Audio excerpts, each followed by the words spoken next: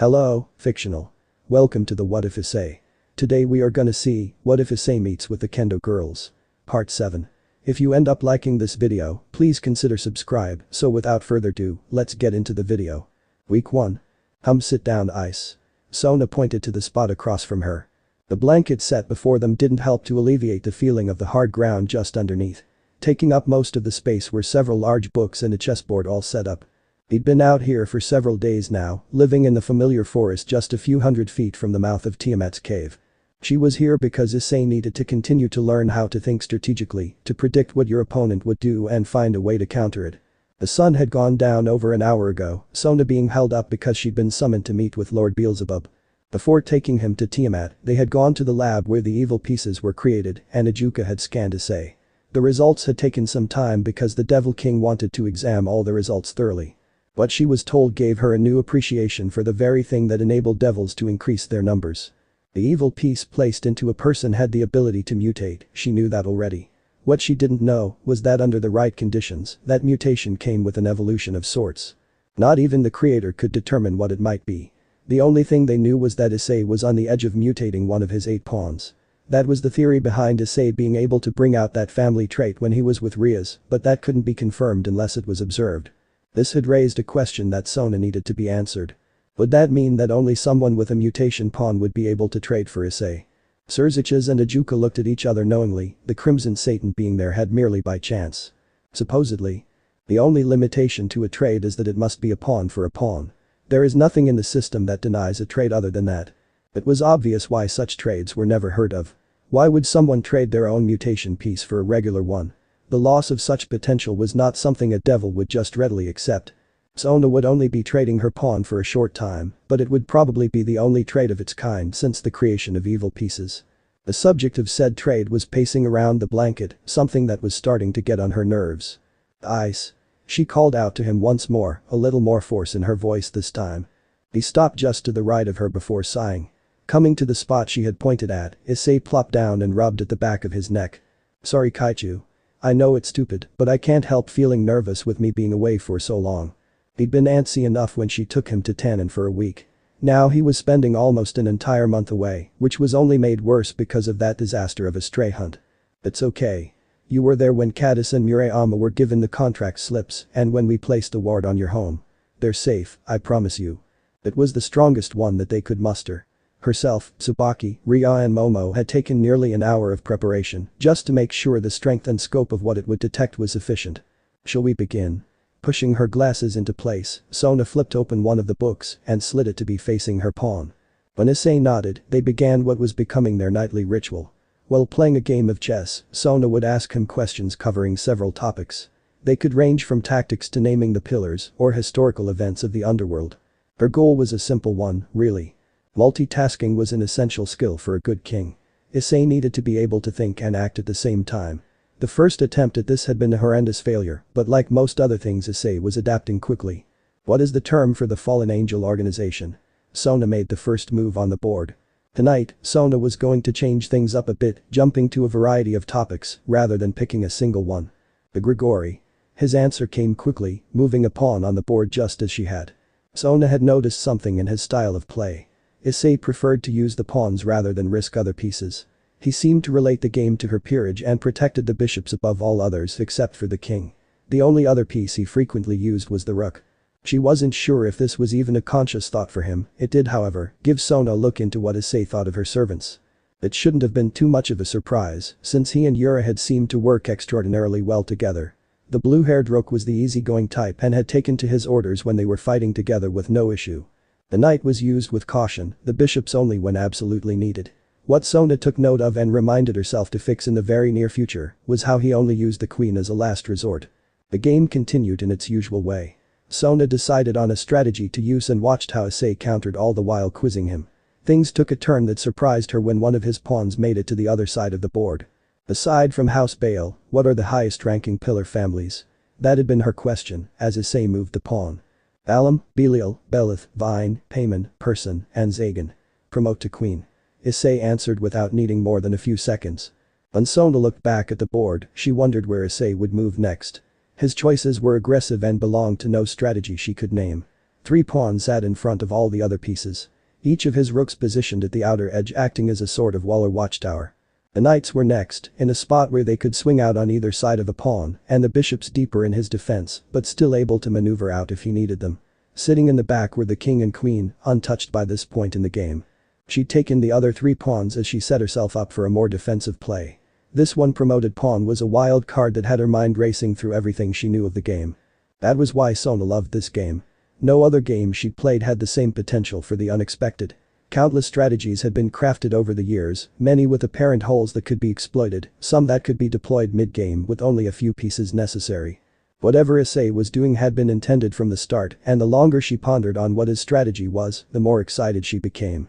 He was pushing forward yet holding back. Sona was tempted to go on the offensive just to see what he was planning. The knight on her right side moved to where it would be in the range of his pawn. To her surprise, it wasn't one of the pieces close by that he moved. Instead, it was his newly promoted pawn, seating itself in a spot that was able to take her knight no matter what she did. His piece was vulnerable where he put it, but judging from his playstyle, that was a calculated and accepted risk. The smile on her face was a poor representation of what she was feeling. Sona was seeing the proof of how her choice had been the right one. She knew that marriage and having children was something she couldn't escape from, but Sona wasn't opposed to that. Her problem was with the possible suitors and their view of the underworld. Too many of the men that her parents would most likely arrange for her would be happy with the status quo. They had lived in luxury all of their life, using the system and behind-the-scenes bribes to gain what they wanted, but would never strike out and do something different. Why would they? There was no immediate personal gain from something like that. This was a big part of the reason Sona made the agreement for a chess match to determine her husband. Someone who was able to beat her would have to think outside the box, see other angles, picture the future in ways that many didn't. By using a strategy that Sona had never seen before, Issei was proving himself to able of doing just that. The two of them were fire and water, polar opposites in so many ways. But they were symbiotic too, acting apart and together at the same time. Issei was going to be the source of a great deal of change in the underworld, the fire that burned away the old and rotting. She would be the water that nurtured new life, feeding that seeds that would sprout into something new, something better than what had been there before. Issei started to succumb to the exhaustion brought about by his training with Tiamat, and Sona won their game. When they retired to the tent Issei called home until the start of the new semester, Sona didn't feel the same nervous embarrassment that had come over her before. Issei needed to be healed every single night, and only the king would be welcome near the home of the strongest dragon king. Issei was asleep before Sona could remind him to face away from her, laying on his back and sprawled out over the mattress she summoned for them. With only a set of underwear covering her body, Sona felt the chill of the night air enveloping her. Waking him after the way he exerted himself recently was a hard task, something that she'd learned since the summer break began. Sona shivered as a stronger breeze came in through the cracks of their makeshift abode. She was perfectly capable of using magic to keep the temperature at a more reasonable level, but that would leave her more drained than the healing she was already required to do. Full body contact was the advised way to conduct this particular method, but Sona just wasn't comfortable with it yet. The loss that came from wearing underwear during this procedure was minimal though. As long as she mended him with regular magic when she appeared, Issei was at full capacity by morning as things were. Sona sighed as she saw that Issei hadn't bothered to get under the blanket, instead just laying on top of it. She was probably going to have a hard time sleeping now, since she was not someone who could sleep when anything less than warm. There wasn't much that she had to do tomorrow, so if she took a nap during the day it wouldn't be the end of the world.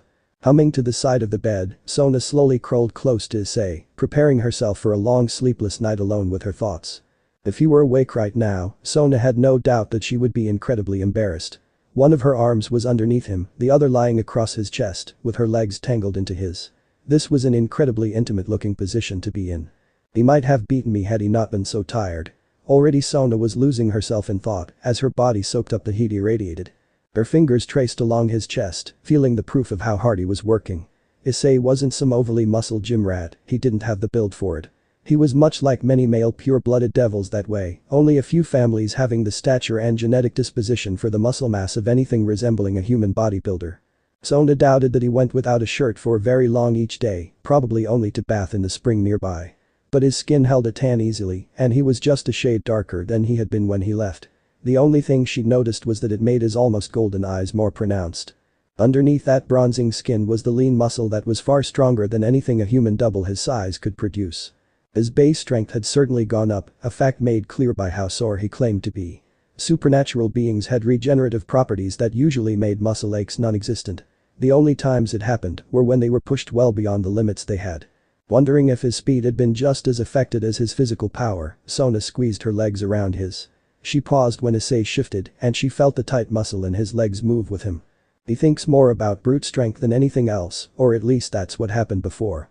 She doubted Tiamat was purely focusing on how hard he could punch, but perhaps focusing a little more on speed wouldn't hurt. Her back and shoulders quivered as a stronger breeze came through. The paradoxical feeling was strange. The front of her body was content from the heat Issei produced, but her back felt like it had been exposed to winter winds. Issei shifted again, and this time Sona couldn't help the blush. Issei had rolled towards her, his arms coming to wrap around her body. When his hands started to rub up and down her back, that cold feeling started to go away. Cold. Sona. He was still fast asleep, as she could tell by the dead weight of the rest of his body. He had either felt the breeze and just acted on a subconscious instinct, or their connection gave it away. Either way, Sona was feeling that warmth take her away. Her limbs tightened around him and her head dipped to his chest, nuzzling her cheek against him to get more comfortable. Breathing in that slight smell of fire, feeling and hearing that thump of a heartbeat, lulled her to sleep quickly. It would be the first time since this began that she didn't wake with a headache or feel the need to down more caffeine than she would normally have in a week. The nights in that tent would give Sona a taste of something she knew was inevitable, but something she felt she wasn't quite ready for. Sleeping beside someone, getting accustomed to the way the bed shifted from the extra weight, the white noise of their breathing or light snoring, it was hard to go without it once it became a common occurrence. Diving down into the hazy water gave Issei a strange feeling every time he did it. The top was nice and cool, the bottom hot and bubbly. If he could maintain the depth and hold his breath for long enough, Issei would just stare right in the center. The sun was peeking over the horizon, which meant that it was time for his daily bathing attempt. Sore muscles and aches down to the center of your bones made it a little difficult to do after his training. His head sprung from the water as he gasped for air, looking to the ball of light in the sky. It was a facade, he was told, crafted by the Devil Kings to help the reincarnated devils get used to life in the underworld. Apparently, most devils resided down here and didn't bother living in the human world. He took another breath before diving back down. When he got to the point where the temperatures mixed, he yelled as loud as he could muster. Why did Reya have to show him the wonders of sexual release that didn't come from his own hand right before he was sent away from them? It was torture. Slow, methodical, nefarious torture. Having Sona pressed against him every night didn't help matters at all. The ever-increasing instincts that he held at bay were furious that he wasn't seeking any of the 4 girls outright at this very moment, throwing them to the ground and making sure that walking was an impossible task for the next day if not longer. Maybe she planned it to be that way. So that when he came home, the only thing on his mind would be her and the things they could do. He shook his head in the water, feeling the resistance of it. That was a stupid thought. Reya didn't know that he was going to be spending all his summer break down here. In fact, she was probably more frustrated than he was if her enthusiasm of sucking him off was any indication. As he appeared above the water once more, a light bulb went off in his head. He had 4 girls. Against all the odds, he had a harem. The moronic middle schooler still residing deep within started chuckling as he realized that he had achieved the very goal that he and his 2 friends had set out to do. They were going to be so jealous. Motohama and Matsuda had the benefit of getting into the same school, so they hadn't gone through the same realization that came from being apart. Which was, that girls don't want a guy whose goal is to be beeping multiple women, with that goal being the driving force of who he courted. Men, especially young men, were driven from hormone-produced desires. School, food, bathing, thought, all of it was put below the need to spread the seed as puberty took its course. It had taken quite a few lonely nights and several ice-pack-filled days for him to fully understand this. Yui and Kaori had been unrelenting for the first few days after meeting them. The girls wanted someone to share with, spend time around, have fun, talk, someone that cared. And Issei did, it was just buried beneath all the dirty thoughts and fantasies that became his normal train of thought when he was around his old friends. After scrubbing himself down as best he could in the shallow parts of the spring, Issei stepped out onto the small patch of grass before the rocks became more prevalent. With it being so early still, neither Drake or Elsha was awake at the moment. He wasn't sure if they ever really slept, but they did go silent for hours at a time, so he assumed they did. Looking up into the sky, Issei sat down on the grassy area to enjoy his brief time in peace. Once the sun cleared the tallest tree, Tiamat usually woke up and would start pounding into him almost immediately. If this is what Elsha went through to become so strong, he had a new appreciation for her kindness. Issei could see this type of thing ruining someone's demeanor for a good long while. The leaf was crunched behind him, a sound so small that it went unnoticed. Elsha and Tiamat had a few conversations since he'd been here. It had only lessened hatred towards him enough that she wasn't snapping his arm every day just for the hell of it. The Dragon King was still skeptical of him, but that was okay. As long as he could help his girls, help his family stay safe, she didn't have to like him. It would help, but it wasn't necessary. She also hadn't told him anything of this treasure yet. Week 2. It feels like you're trying to kill me. Issei wheezed in between words as he laid on the ground. Once again Tiamat had shown him just how far down the totem pole he was. Every attempt he made at an attack was deflected or dodged, sometimes even just straight up reflected back to him. It wouldn't seem that way if you weren't so weak. She had never given him anything but the blunt truth. At first, Issei had been thankful for it, if a little agitated by the constant dismissal. But now it was starting to bring him down. It didn't feel like he was getting any stronger. The increased time in the spars only seemed to be from him getting used to her movements. "Get up," she demanded as Issei felt her presence wash over him once again. Slowly, Issei stood from the ground, almost falling when his arm buckled. When he turned to face Tiamat, her blue hair whipped out behind her as that same blue manifestation swirled around her body. The dragon's aura was a powerful thing. Issei had been told that on multiple occasions. But only when he saw the Chaos Karma Dragon make it visible to him did he finally understand just how powerful it could be. Tiamat was a beauty that Issei thought would be hard-pressed for any supernatural being to match. That was overshadowed by the vicious way she approached training. There were no breaks between different exercises outside of getting into position. If she knocked him down on the last set of a physical spar, the moment he stood upright signaled the beginning of the next task. "Bring forth your aura, hatchling." That statement was followed by Issei throwing himself back to the ground in order to avoid the deadly blue wave that whipped towards him. When he wasn't so exhausted, Issei would have been able to at least try to deflect her attack. As he was right now, that would have only ended in pain. He could hear Tiamat give a sound of disappointment from the side as he got up and tried to follow her instruction. Issei tried to be an optimistic person, hoping for things to work out for the better. In this case, the jar was most definitely half empty. He had only been able to make that aura visible once, and only for a mere 5 seconds before he had been too drained to maintain it. It hadn't been anywhere near what Tiamat could do, only being a thin red lining around his body. Issei wondered if he'd be able to do better if he were fully rested. For whatever reason, Tiamat never started their day of training with anything but physical training. He tried asking once, but she just said that her reasoning didn't matter, only the results did. It was hard to argue that point since the strongest woman to wield the boosted gear had been trained by the same person. It was hard to describe the feeling brought on by trying to make his aura a tangible thing. His body was ajar, and the opening is hardly big enough for his hand to fit in. The texture was different from day to day. The time he actually managed to do it, it felt like he was grabbing snow, only it was the furthest thing from cold. Tiamat's didn't seem to have a temperature even though it had burned his clothes. Issei's did though, and there was nothing he could compare that heat to. To do what Tiamat wanted, he had to reach into that jar and grab onto his power. Issei wasn't sure where the problem was specifically. He had to grab it and pull it out. If he didn't squeeze it enough, the power would just fall through his fingers. But if he squeezed too hard, it was like he had tapped the same motion of his dragon shot, and his energy would come out in an explosive manner. Tiamat was probably still angry with him over the crater by her cave, from when his body basically exploded. The fingers of his metaphorical hand dipped into the jar, and he wondered what it would feel like today. It would have probably gone much smoother if Tiamat hadn't forbidden Elsha and Drake from helping him in any sort of way. But she had, and the two had been silent just about the entire time he'd been here. Issei could feel his instructor getting ready to send another blast his way when he finally touched his power. It was like putty, pliable to his will.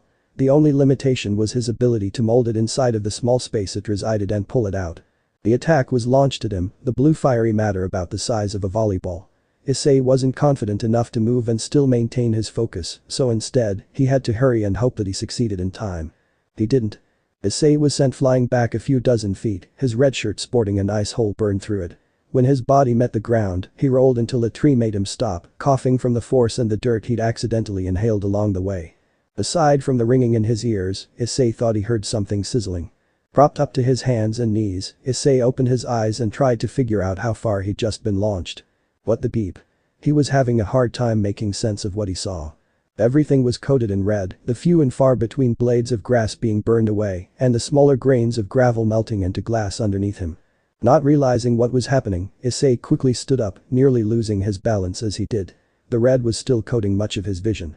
When he turned to where Tiamat was standing, looking for something to tell him what was going on, he was met by the surprised look on her face. Her blue eyes were wide open and her mouth slightly hung open. It was the first time he'd seen anything other than anger or indifference from her. She was staring at him, or rather the red aura billowing off of his body. Issei looked at his arms and saw that the red stuff was densely packed around his body, whipping off in tendrils like he'd seen with Tiamat's own.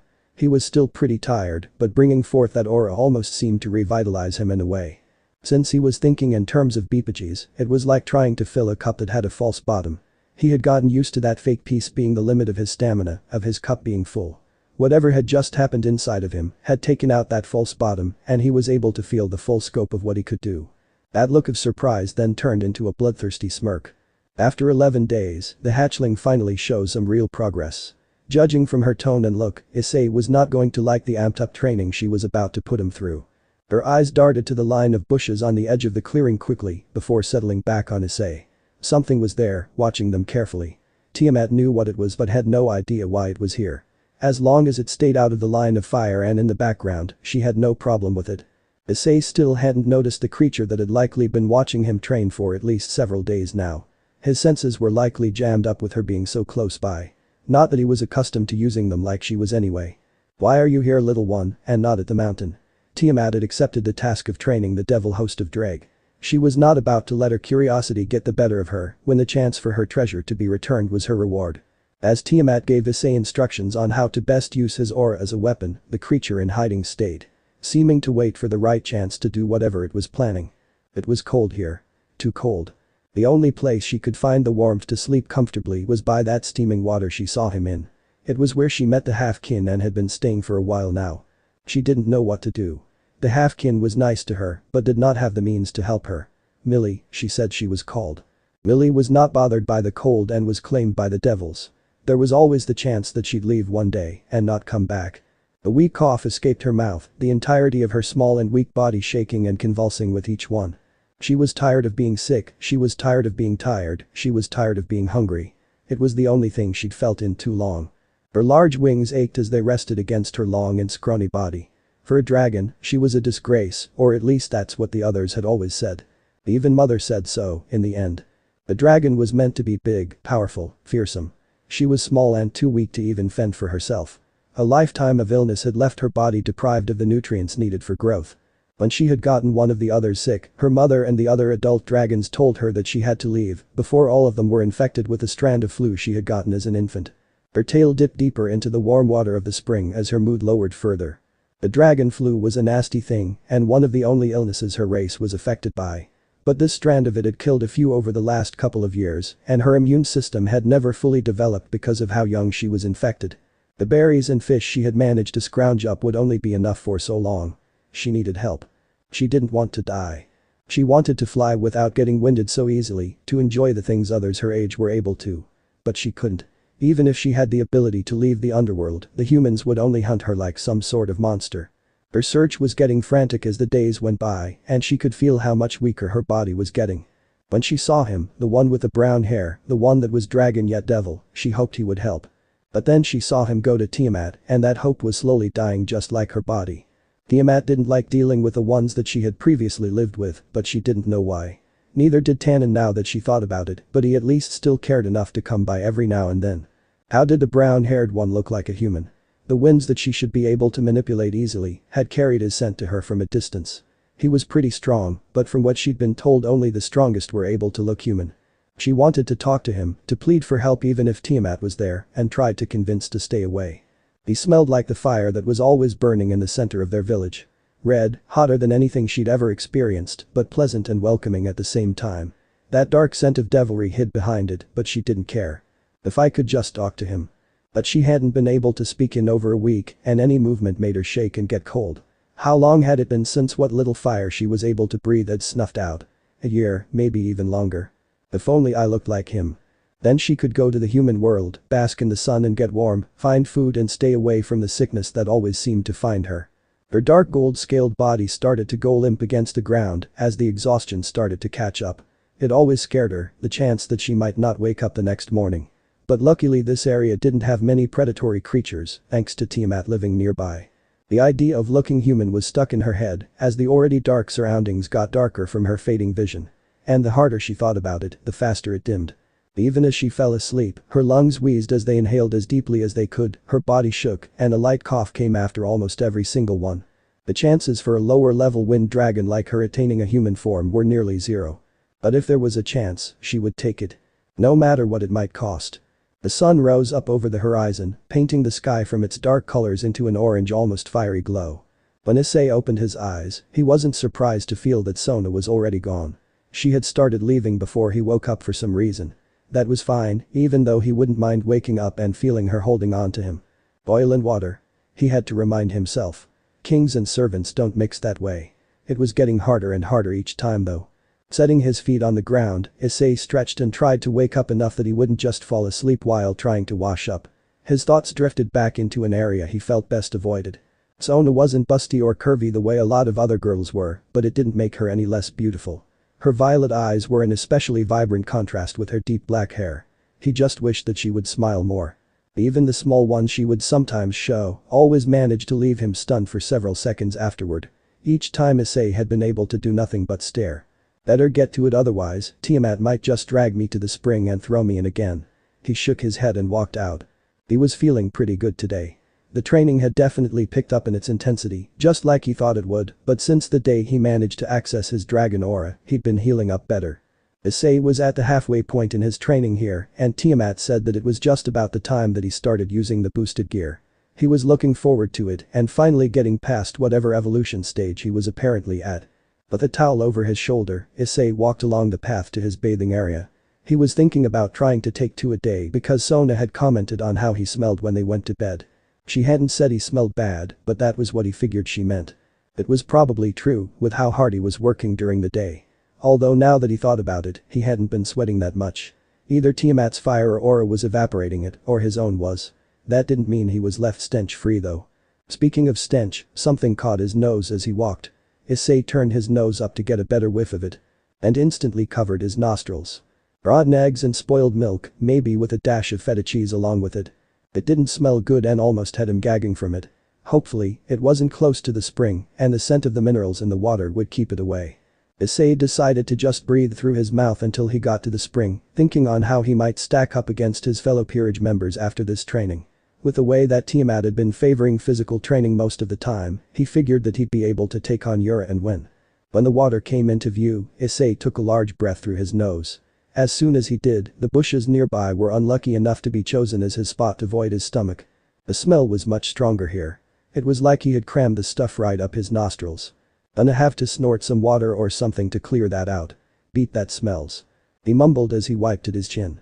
Once his stomach felt settled enough, he made the short walk into the clearing towards the water.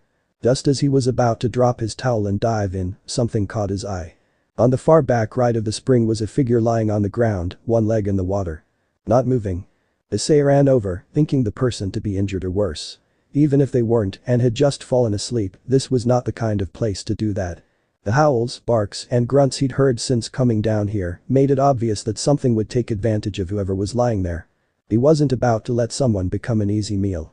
Issei ran along the water's edge, his bare feet toughened from exposure over the last 2 weeks, crunching the grass and gravel beneath him. Shit. He could see that it was a girl, a small girl. The closer he got, the more worried he became that something unimaginable had happened to her. She was naked, turned on her stomach, and unconscious. "Hey miss," he called out as he got closer. Her sandy blonde, almost brown hair went down just below her shoulder blades, but didn't cover the fact that she had no underwear on. Issei slowed down to a fast walk, now only about 30 feet from the girl. From her size, she couldn't be older than 10. Thin legs and arms, her ribs showing against her skin, she looked extremely malnourished, he could even see the vertebrae in her spine along her back. Kneeling down, Issei looked her over really quick. She was alive at least. Shivering, wheezing, naked and alone in a place that had monsters of a wide variety but alive. A series of coughs came through her mouth and Issei leaned back as her head turned to cough in his direction. She sounded like shit. What made him worry more was the way her entire body convulsed when she coughed. It looked and sounded painful, with her legs and arms clenching like that. "Miss," he called out, slowly reaching to touch her on the shoulder. When his hand touched her skin, his eyes widened from how cold she felt. It was icy almost. He didn't know what to think, but the girl seemed to welcome the heat he produced. Her head had turned towards him, and she gave a very quiet and content sound. Maybe he could warm her and wake her up at once. With a hand on each of the girl's shoulders, Issei started to rub hard, hoping that the friction would at least quell the cold she was feeling. The shivering started to go away. "Miss, wake up." Issei pulled his hands away, figuring that he'd done enough to try and wake her. But still, she just slept.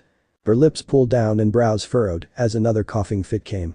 This one sounded wet, and as the last few came out, the girl heaved in as much air in between as she seemed able.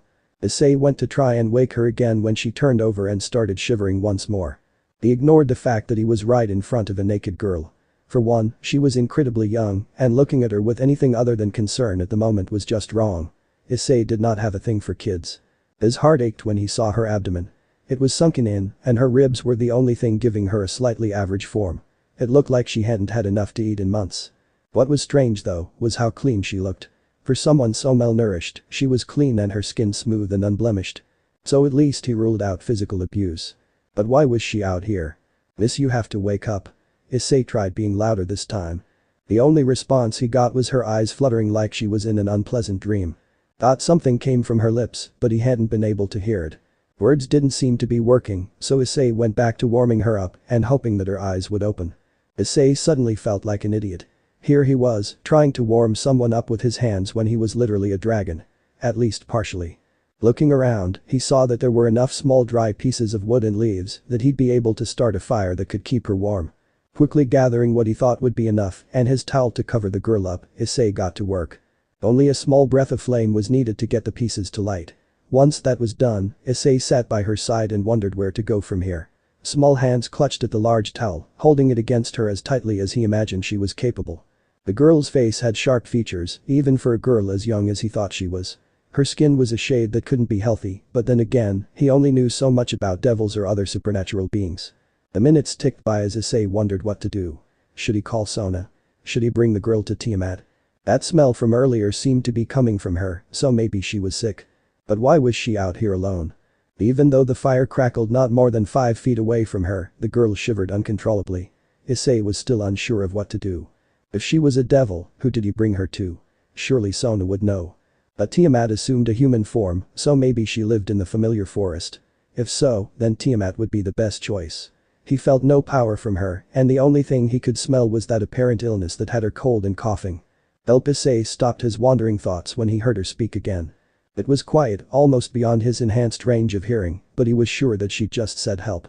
There was no way he was about to just leave her here. When her stomach growled and Issei could visibly see the way it rumbled the towel, he thought that bringing her to his tent would be the best bet for now.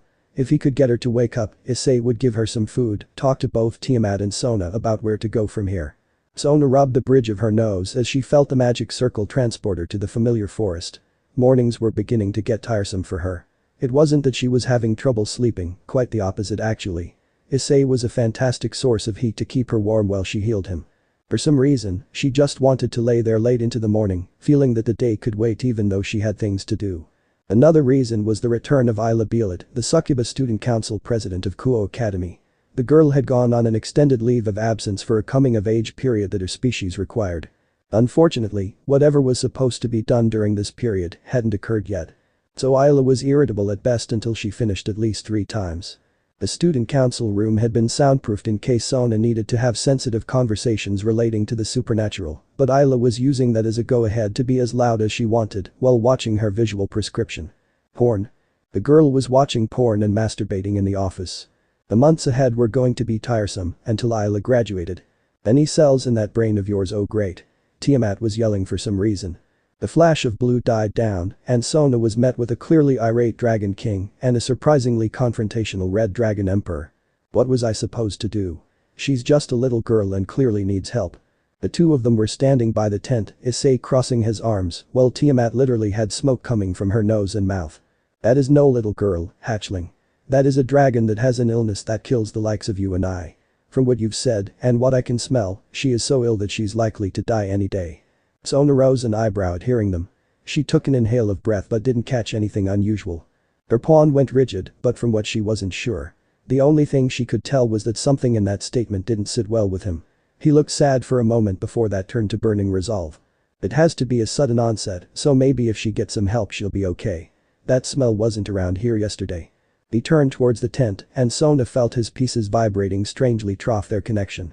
This world is going to chew you up and spit you out very quickly if you do not harden yourself to the harsh reality that some are dealt. Sona expected Issei to back down, thinking that Tiamat had beaten down her pawn enough times that he would concede to her will. She was wrong.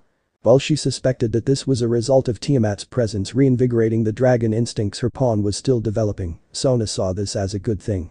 He didn't back down just because someone stronger or of a higher station said he should. He just needed to know when to follow that instinct and when to stay quiet. If she's a dragon, then why don't you want her to live? Haven't the numbers dwindled enough? I refuse to believe that someone as compassionate as Elsha would call you her friend if you were so heartless. Sona expected that there had been some change in the interactions between the two of them because the Dragon King didn't explode on him. You misunderstand my acceptance of the young one's situation, Issei. Although judging by the expression Issei had, this was likely the first time Tiamat had actually used his name. She has been lurking in this area for most of your time here. I had wondered what her intentions were, and now that has been answered. Your presence drew her here. It is likely she would have approached you before now, had I not been around. She is weak to the point of throwing her pride away, something that a dragon would only do when extremely desperate. Her transformation only makes the outcome clearer. Sona stepped from the place where she'd appeared, the light crunching of gravel beneath her shoes, alerting the two dragons of her being there. Her pawn's eyes widened, and a small look of hope came across his face. I see that once again, things have taken an unexpected turn for you, Ice. He gave her a wry smile, while Tiamat merely rose a brow and crossed her arms. Sona's presence was probably not really wanted, but the Dragon King wasn't arguing it yet. Why would this dragon stalk my pawn rather than come to you, Tiamat? Also, why does this transformation have any effect? Sona had read as much as she could find on dragons, but texts on the race were scarce and only helpful when dealing with the ones that had significant power.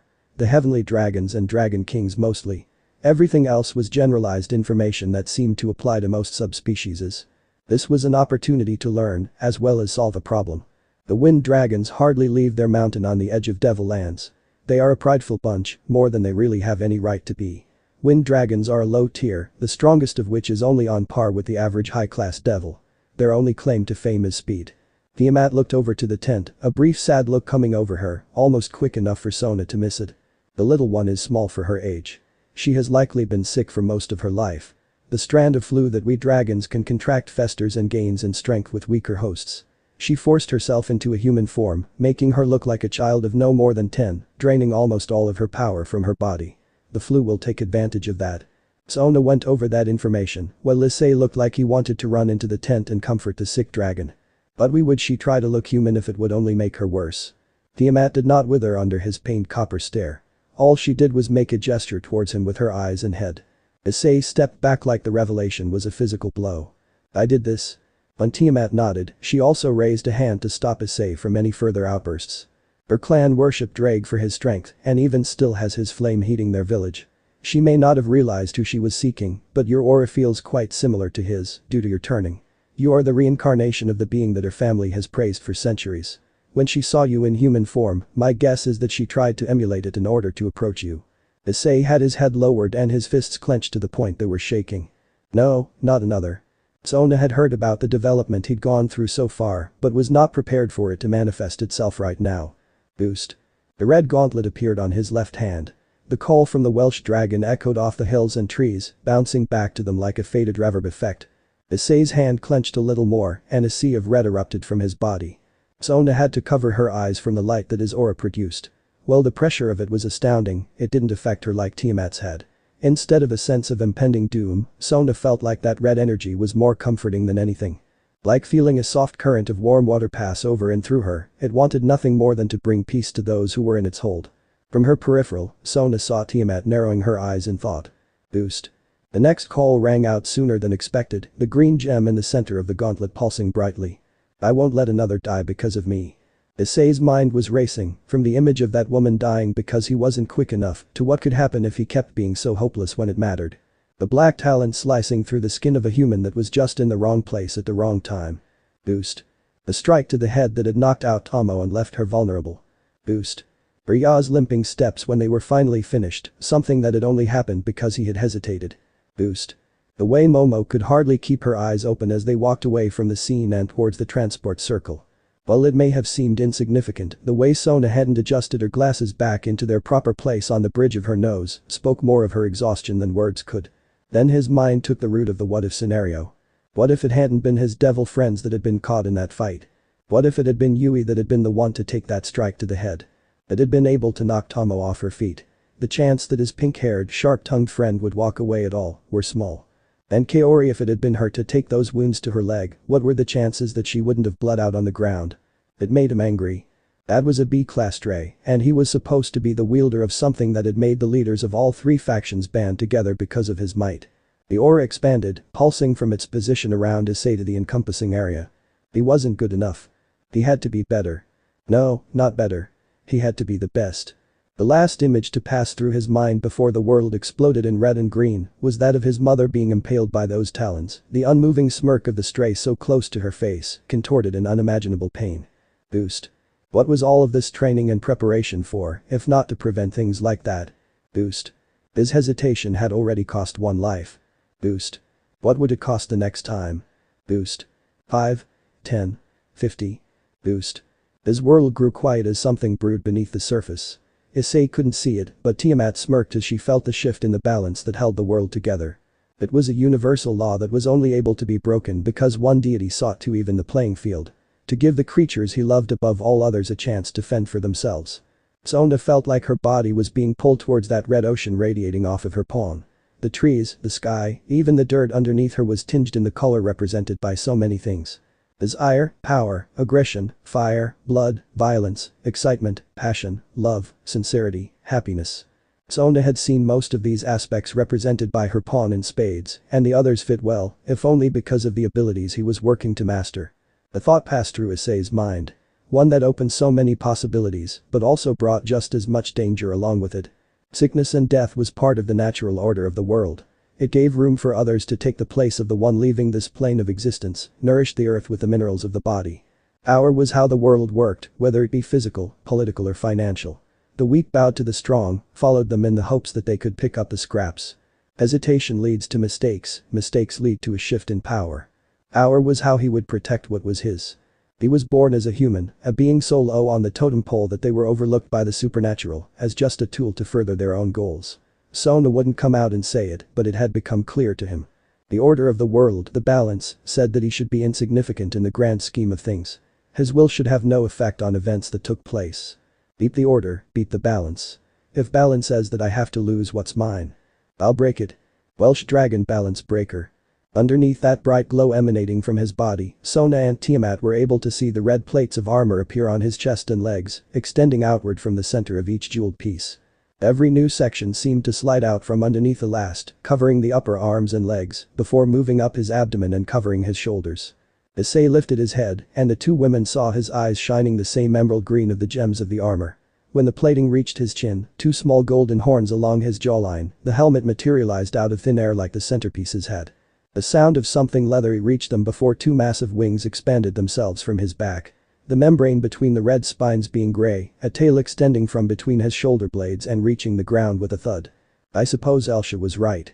Tiamat broke the silence that had descended over them after the loud announcement of Issei reaching a new level of power. Sona wanted to speak, to ask what Tiamat meant, but her mind was too overloaded with everything else going on at the moment. Her pawn stood there clad in the armor of legend, radiating enough power that she thought would even give a few of the newer ultimate class devils a run for their money.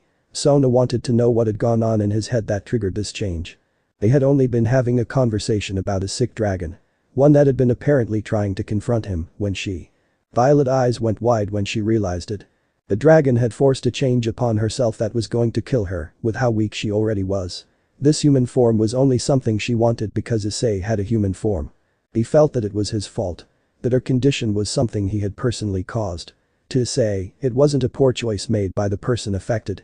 Instead, it was just another example of his failure. You're different from the other hosts.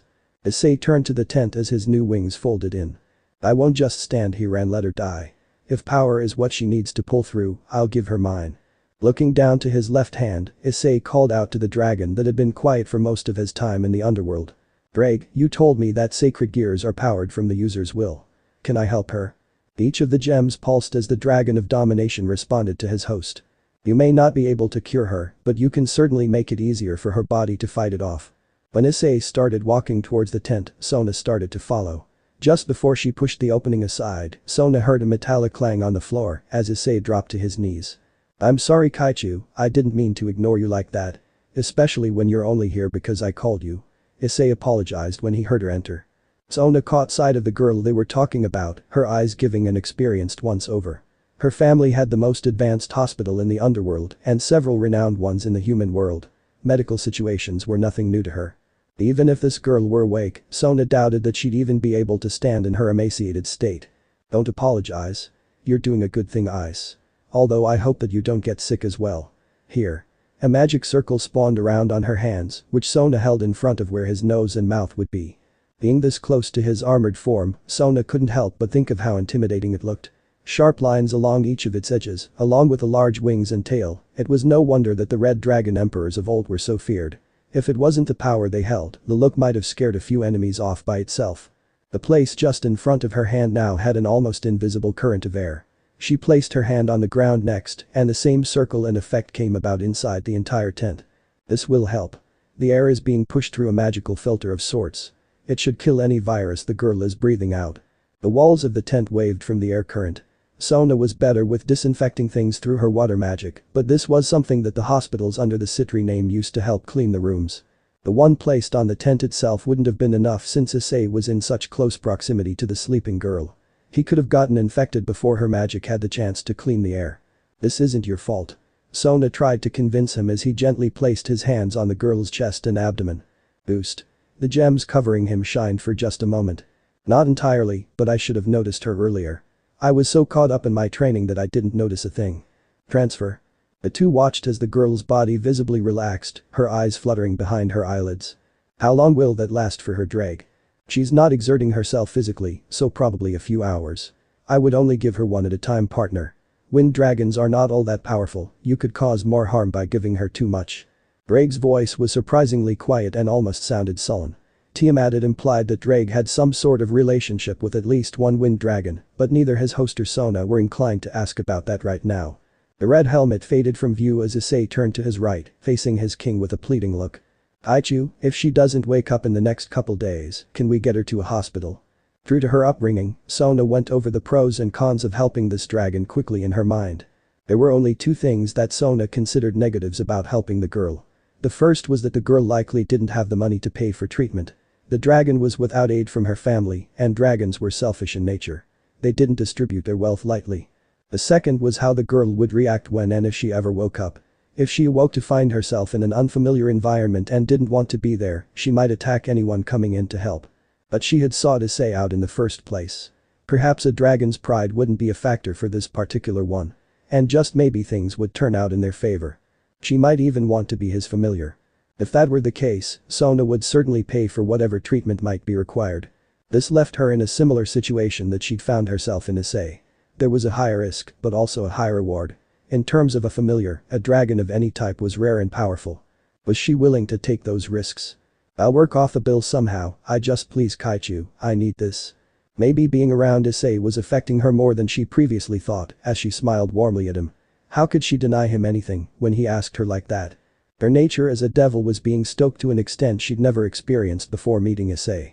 The selfish pride of seeing something more powerful than herself, pleading for her to grant his wish was satisfying in a way she couldn't describe. She relished in the simultaneous envy and wrath that Reya's displayed when she learned what sacred gear her new pawn held. Her greed had caused her to want him, and her peerage gluttony over wanting him to be as powerful as can be had been just as much for her goals as it was for her desire for more of it.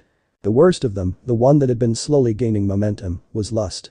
The one that she was particularly susceptible to because of which family she came from. We will get her the medical care she needs. Before she knew it, Issei had turned and pulled her into a tight hug, one hand at the back of her head and the other on her back. Issei was only making her struggle worse. The feel of something so powerful made those lustful thoughts bubble up from the depths.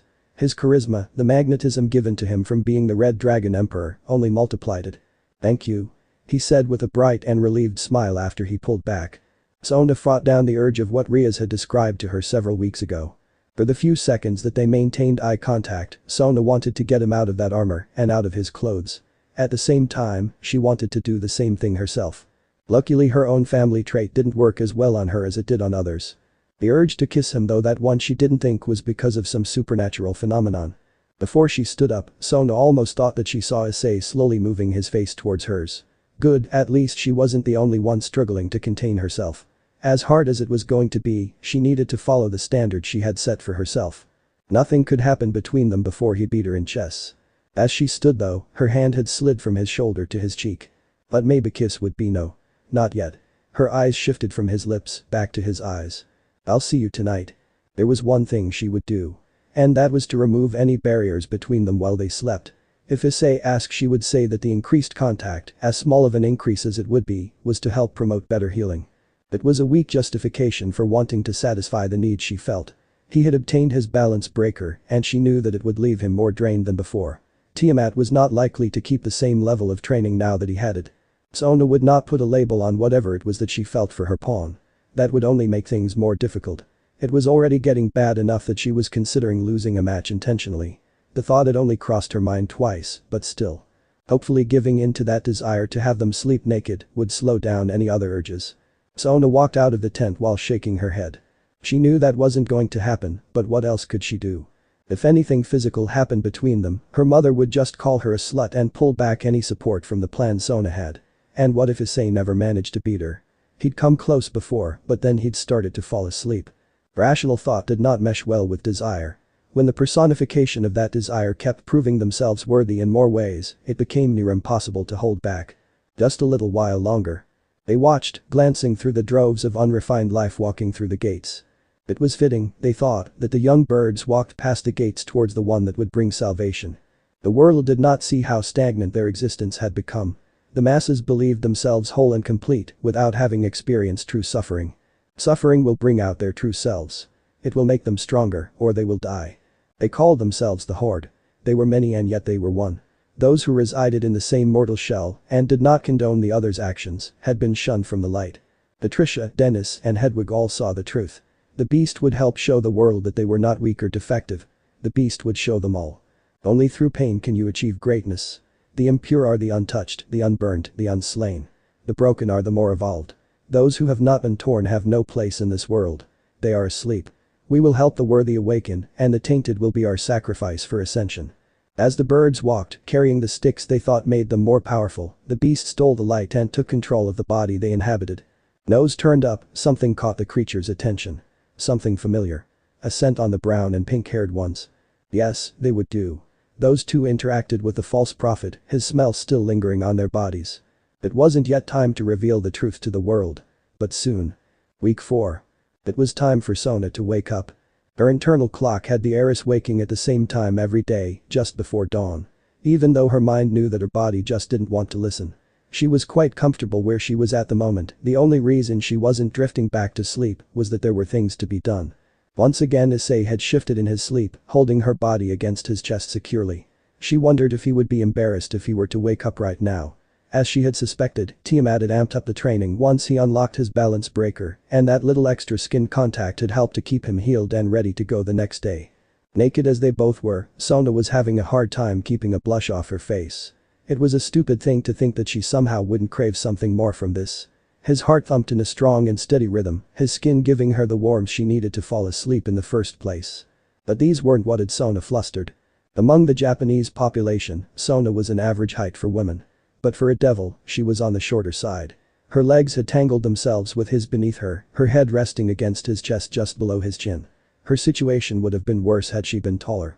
She didn't need to turn her head to see what the warm pulsing thing nearly wedged between her ass cheeks was.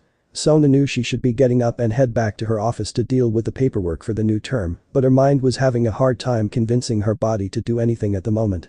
The day was August 23rd, which meant that Issei was just about to reach week number 5. Sona was glad that things had worked out in getting Issei trained with Tiamat because he was showing a similar growth rate from before. If he could keep working on extending his limit with his balance breaker, then she was confident that things would work out for the rating game. Sona lifted her head and looked down to her sleeping pawn. He had 8 more days before coming back home. She couldn't help but bring one hand out from where they were pulled against herself and lightly swipe the hair out of his eyes. He looked so peaceful like this, instead of that fiercely determined look he had when she usually appeared in the forest. From what Tiamat had said, Issei had started fighting differently. There was no hesitation or pulled punches. When she gave the signal to begin, Issei was going all out right away. Sona couldn't blame him for the change, especially after experiencing the change his aura had undergone.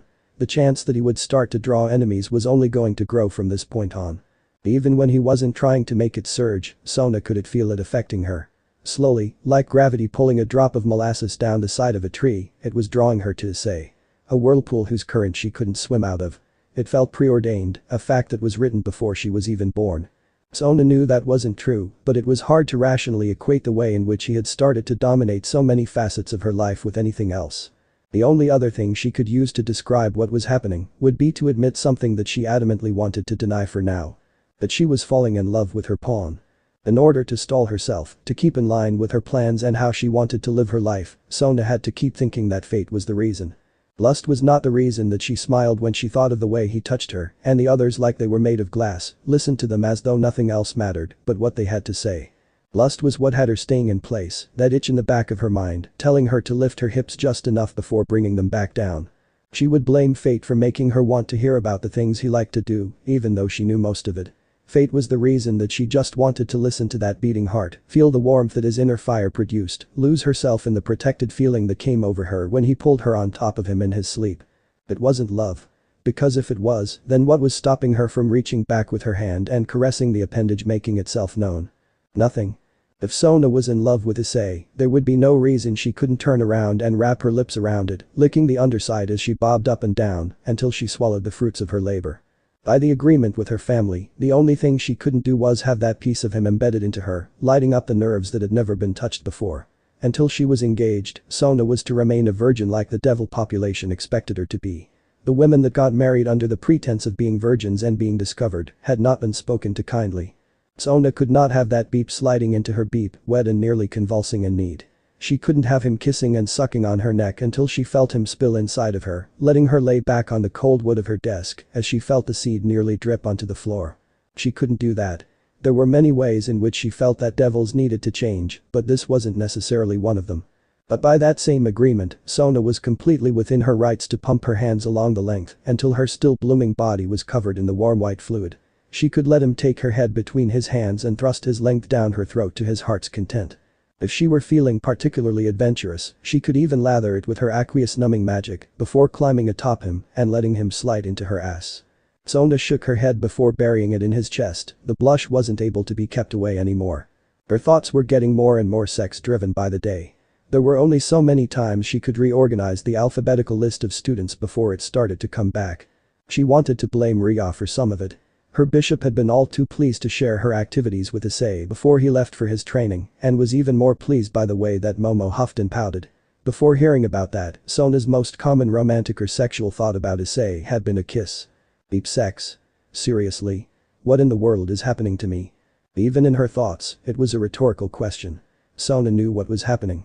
Devils were sinful, but there was always one sin that became more prevalent than others. It just depended on what your lineage was. Unfortunately for her, both of her parents had a weakness for lust, it was just significantly weaker in her mother. Both Sona and her sister took after her mother. Serafal was a master at getting information and negotiating with men, which made her great at her job of foreign affairs.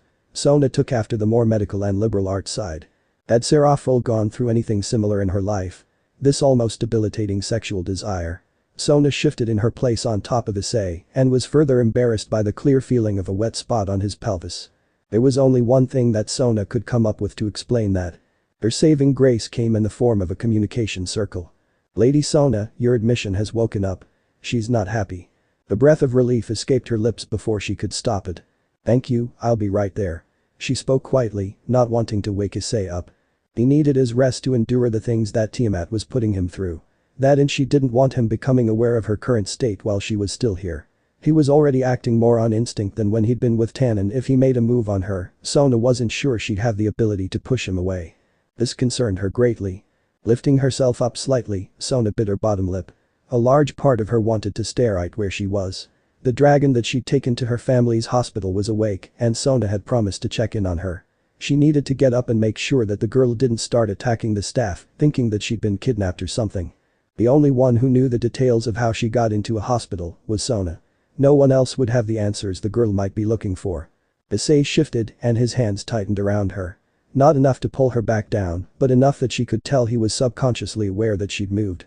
Sona slowly leaned her head down, placing a kiss on his forehead. She had never done something like that before, but she just felt that she had to do it.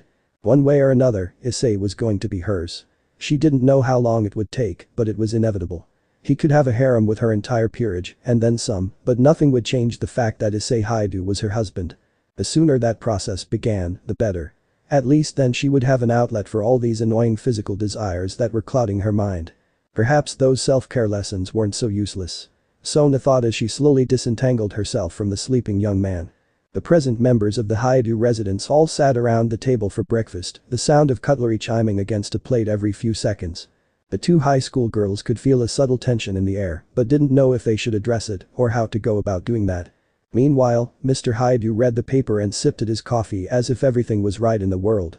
"Honey, you have that meeting tonight, right? The one with the buyer of the order you've been working on for months." Mrs. Haidu was the first to speak. The sole man in the house tilted his paper down, along with placing the mug on the table gently. "I do. From what I hear, it's the first of a few meetings we'll be having. They want to go over any changes in materials and the pricing," he said with a satisfied smile. He'd been working on this order for so long that finally getting some progress and having an open line of communication was a huge weight off his shoulders. What could they possibly want to talk about that would take more than one meeting? The wife countered, only to be met with a shrug. "Not sure, but I hear this is a common thing from the guys that have been around a lot longer than I have. They say that most of the time it's just some small talk with a few drinks. And a way to get to know someone and see if you want to do business with them later on." Even the two younger women at the table realized what much of the conversation would likely be.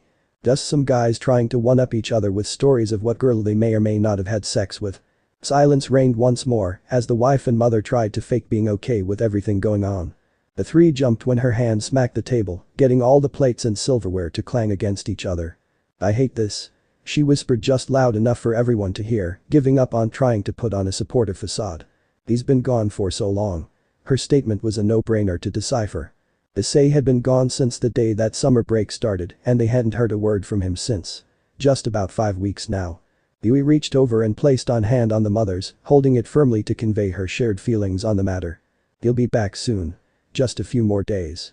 Mr. Haidu had deemed this out of his scope and went back to his coffee and newspaper. "I just wish I knew where he was and what he was doing. I know he's under that non-disclosure agreement, but this still feels so sudden." One day she thought that the only thing Issei did was his student council work and attend the kendo club here and there. The next, she finds out that he's been traveling for a job that he can't talk about, with a business that's run by a globally successful corporation. It was a huge change that she was still getting used to. Sometimes the girls forgot just how protective and loving Issei's mother could be after the argument a while back. As long as you stayed clear of lies and anything she deemed to approach the lines of sexual harassment or deviancy, Mrs. Haidu was the ideal mother figure. If you violated those rules, however, she could turn cold and volatile in an instant. Issei had done that as a kid and now had a healthy fear of ever doing it again. The girls didn't blame him one bit. His mother was scary when she flipped moods like that. "I just want my son to come home." The girls watched as she got up and started to busy herself with cleaning the materials that had been used to cook their meal. Addis and Murayama went back to eating. They had to be careful of the time because they were traveling with the other kendo members for the senior matches of the competition. The junior level had already been completed, with Kuo taking third, thanks to Murayama. Yui had gotten knocked out of the running at 5th place, thanks to the surprise of seeing her father among the crowd. He apologized for missing his daughter's chance at winning, but she was too happy to truly care. She hadn't thought he would be able to make it. For her first competition, 5th place was still a good starting point to build on the rest of her high school kendo career. Both of them agreed that it would have been nice to have Issei rooting for them in the stands. The only solace came from the diminishing sense still in his room. They had decided after his first week gone that both would sleep beside him from now on. Kaori felt like a light bulb had just gone off in her head. "Mother, how long has Ice had that bed?"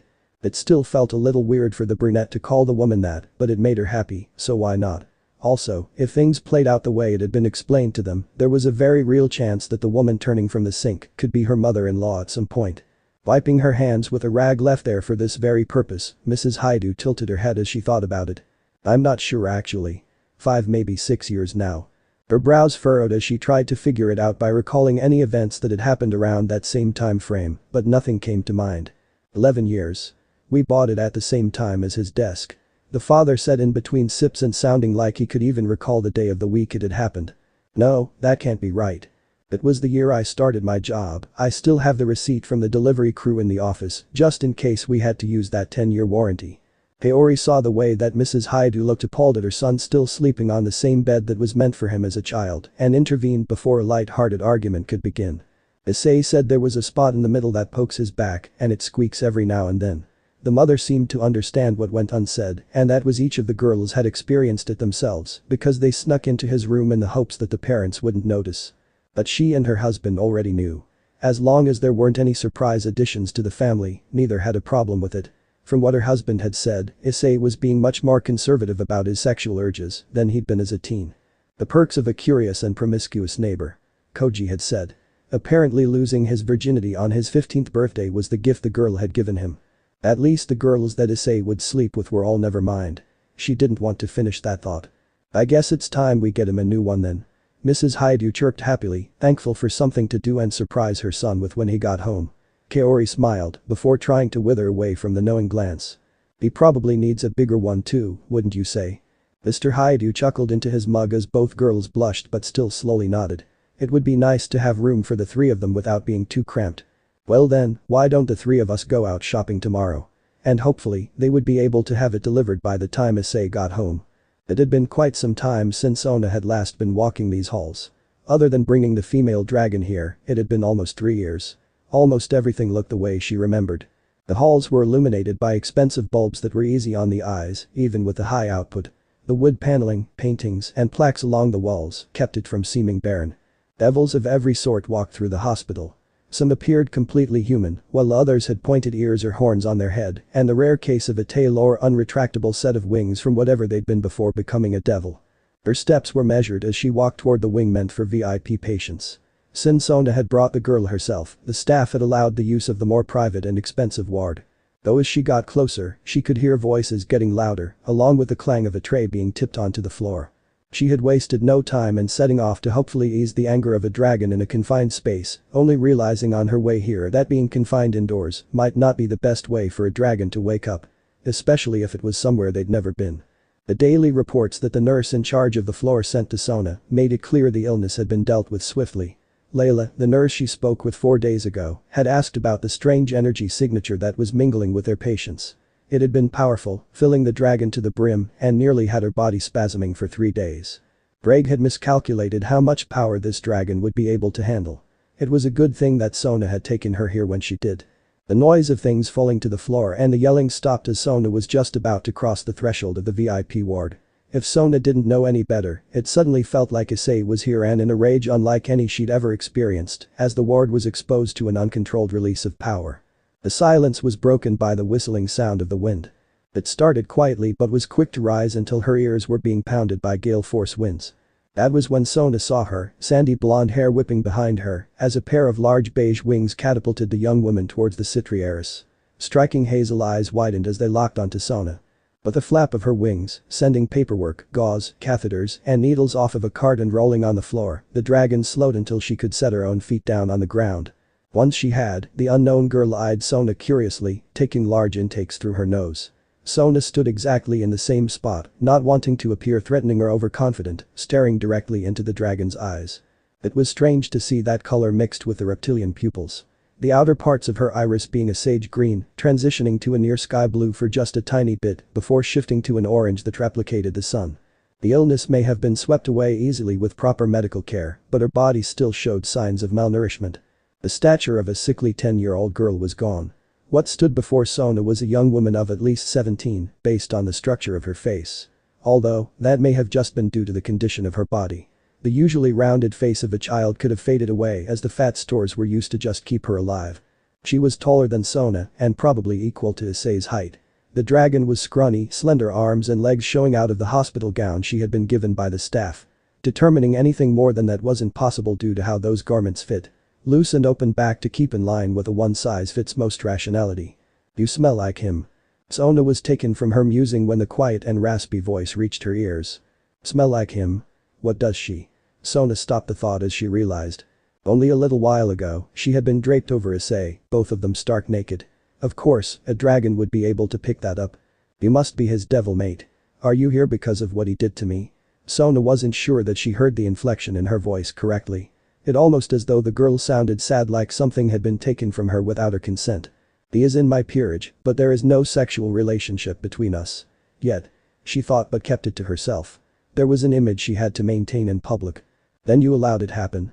Suddenly the girl was angry, narrowing those captivating eyes in a way that spoke of no good intentions. Whatever the girl was insinuating, Sona wasn't following.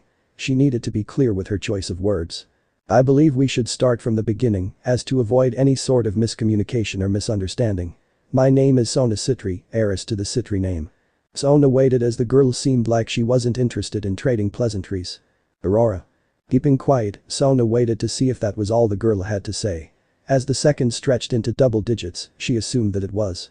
At least it was a starting point that could help control the flow of things from there. A few staff members were peeking around the corner from down the hall, not very keen on getting closer to the dragon that had just gone through a series of mood swings, one of which was violent. How are you feeling, Aurora? When I brought you here, you had yet to wake up since my servant found you. Tiamat wasn't sure you ever would. There was just a small amount of concern laced in her voice, but even that was a far cry from what the staff listening in could recall of the young devil. The dragon shifted on her feet, wings coming to fold against her back and her eyes glancing down to the side. My sickness is gone. Sona knew that dragons were not a species that were very trusting, but something seemed off about the way Aurora spoke and acted. Angry one moment, then looking like she was about to fall off a cliff into a deep depression the next. Was the energy given to her by Issei causing these changes? Was this his wish? None of my family have ever had a human form before. The girl looked down at her hand, marveling at the fact that she had fingers rather than claws. I can still feel his energy inside me. He must be more powerful than I thought. The emphasis on the word and its bitter tone had the pieces falling into place quickly. Sona felt sick to her stomach for letting the girl in front of her think for even a single second that Issei might have assaulted her. He would never do that, not even if his sanity left him completely. Aurora seemed to be under the assumption that Issei had been the one to force her change in appearance, rather than doing it herself and nearly dying in the process.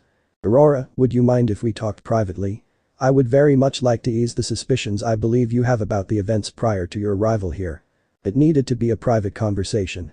She could not be trying to denounce a rape allegation where others could hear her. It would paint the wrong kind of picture. Once a claim of that type was made, the perception people had of you was already set. Sona could not afford to be thought of as a person who would try to protect a rapist. Perception was reality, and first impressions were monumental in how someone would perceive you from that moment forward.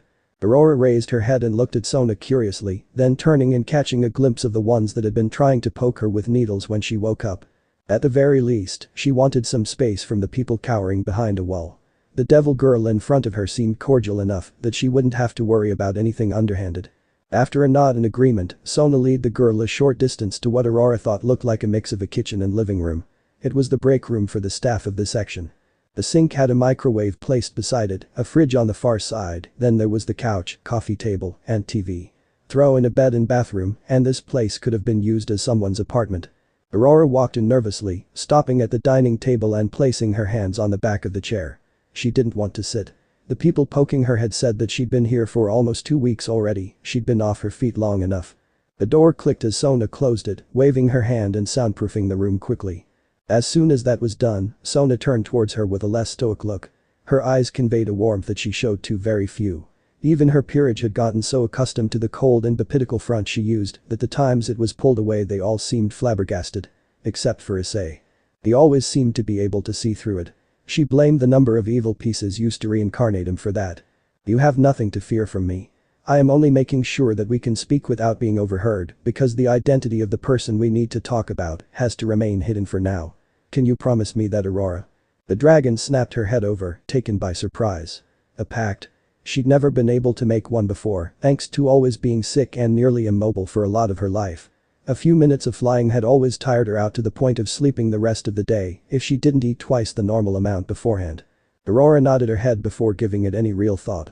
It might only be verbal, but it was still the first she'd ever had. This was an exciting event for her, even if it was over a topic that she had first made drastic assumptions about. Good. Sona blew out a sigh. Things had been dicey enough over the course of the last few months, she didn't need it falling back when things were finally getting back on track. Sitting in the chair at the dining table across from Aurora, Sona crossed one leg over the other and placed her hands in her lap. First let me say this. From the time that you were found unconscious until right now, nothing untoward has been done to you. Not by me, not by Tiamat, not by my servant, Issei, who found you. Aurora tilted her head. That didn't make sense to her unless the devil thought that. No. Even devils had standards, Tannen had made that clear during some of his visits. She couldn't let herself believe that devils condoned sexual acts with one party unconscious. So then what had happened? Issei called me, saying that he found a little girl that was sick and he didn't know what to do. When I got there, he and Tiamat were arguing. Aurora was even more confused. Little girl. She stood taller than Sona, and the man, Issei, was not extraordinarily tall. Tiamat explained that you must have been prone to the illness that affected you, and when you somehow managed to achieve this transformation, it left you weak to the point that you would likely die in a few days' time. A proud smile came over Sona, small as it was, as Aurora was left reeling from being told that she transformed of her own accord. This is the part that has to stay between us. Issei was just a normal human when I met him. He is the host of the Red Dragon Emperor. When I reincarnated him, he accidentally triggered a technique of the boosted gear. His soul is that of a devil, but his body is becoming replaced with dregs more and more by the day. Aurora almost fell from where she stood, her hand slipping off the chair's back. The Red Dragon Emperor was the one she found, even if Sona was lying and he had taken advantage of her, Aurora's family would be more likely to praise her than anything. They worshipped him like a god for reasons she never understood. Tannen had also mentioned to her once that the wind dragons were the only ones to follow the old tradition of finding a mate as a whole. There were a few from each subsection of dragons that did too, but they were not really welcome around most others. Isolating themselves had done the wind dragons no favors. The world had changed, and they needed to change with it. She was starting to feel dizzy, hopefully from all of the reveals, and not because her health was slipping back to its normal level. Being able to whip through the halls without wheezing and coughing after had been nice. Issei felt responsible for your condition and achieved his balance breaker. He used Drake's transfer ability to give you the strength that you needed. Neither I or Tiamat saw him do anything other than try to help you. The only times he touched you were for that purpose, and it was never anything more than what was necessary to lend you his power. Finished with her explanation, Sona waited for Aurora to compose herself. The dragon's strange human tongue felt heavy in her mouth like it was weighed down and unable to produce the words she wanted to say. So never she couldn't even bring herself to ask. Aurora felt ashamed of having come to think that the young man she'd wanted to approach would do something like that. She'd watched, gathering up the courage and strength to make herself known to him as he trained and conversed. Perhaps it was because of the things she'd heard back when she was still up on the mountain. Through the days that she'd watched him, the only violent tendencies he'd shown were when he trained with the Chaos Karma Dragon. She had watched from afar as he and Sona played their board game and talked, never being able to see the devil woman's face. She had liked how calm he seemed, even if his expression had drooped every now and then. He didn't have that arrogant and pompous air that she saw in those like her. She had been too sick for most of her senses to work properly, his words lost in the wind before reaching where she had perched herself. Sight was the only one left unaffected. He had smiled so kindly that it made her want to ask for his help more than she could recall wanting anything else. No, Issei would never. Verbalizing the act they were talking about was something neither of them wanted to do. Aurora walked around the chair, falling into it almost lifelessly. The tension in her body eased like a massive weight had been lifted off her shoulders. Then I'm not pregnant. Upon waking up and feeling the energy of another swirling inside of her, Aurora had assumed the worst. When she heard that she'd been there for 2 weeks, that had quickly turned to preparing for what would happen over the next several months. Her emotions had spiraled out of control at that point. She was not healthy enough or of an age where she was capable of caring for a child. She was hardly old enough to not be called one herself. Wind dragons did not mate for love, but for survival. They still adhered to the barbaric ways of the past, the strongest picked who would bear his child. A female's opinion was hardly considered. While you still need to properly nourish your body, the doctors cleared you to be discharged once you woke up. Aurora let all of her senses focus on Sona. The devil was seemingly honest with everything she said. There was no hitch in her voice, no stutter to say she might be nervous or lying. Her eyes were steady, not wavering in the slightest. The devil smelled as though she and the Red Dragon Emperor had been sharing a rather intimate moment before coming here. His scent clung to her body, the same way the scent of fire clung to anything near it. Potent, powerful and hard to get out. You can leave whenever you like, and I'll have some clothes brought to you if you'd rather stay in human form. Aurora had nearly forgotten that part. Humans, or those that looked like humans, all wore clothing. Something that dragons typically didn't do. Or, you can come with me. Issei asked me to give him any updates on your condition. I'm sure he'd like to see you awake and healthy. She certainly wasn't going back home. Not until she could no longer feel his energy with her own. Even then it might be a bad idea. Aurora also had no idea if she was able to change back into her true form. That left only one viable option. The same nervous feeling from when she'd been trying to approach Issei came back. She should go with the devil and at the very least thank the man that had seen her taken care of. It seemed like Tiamat just loved to prove him wrong.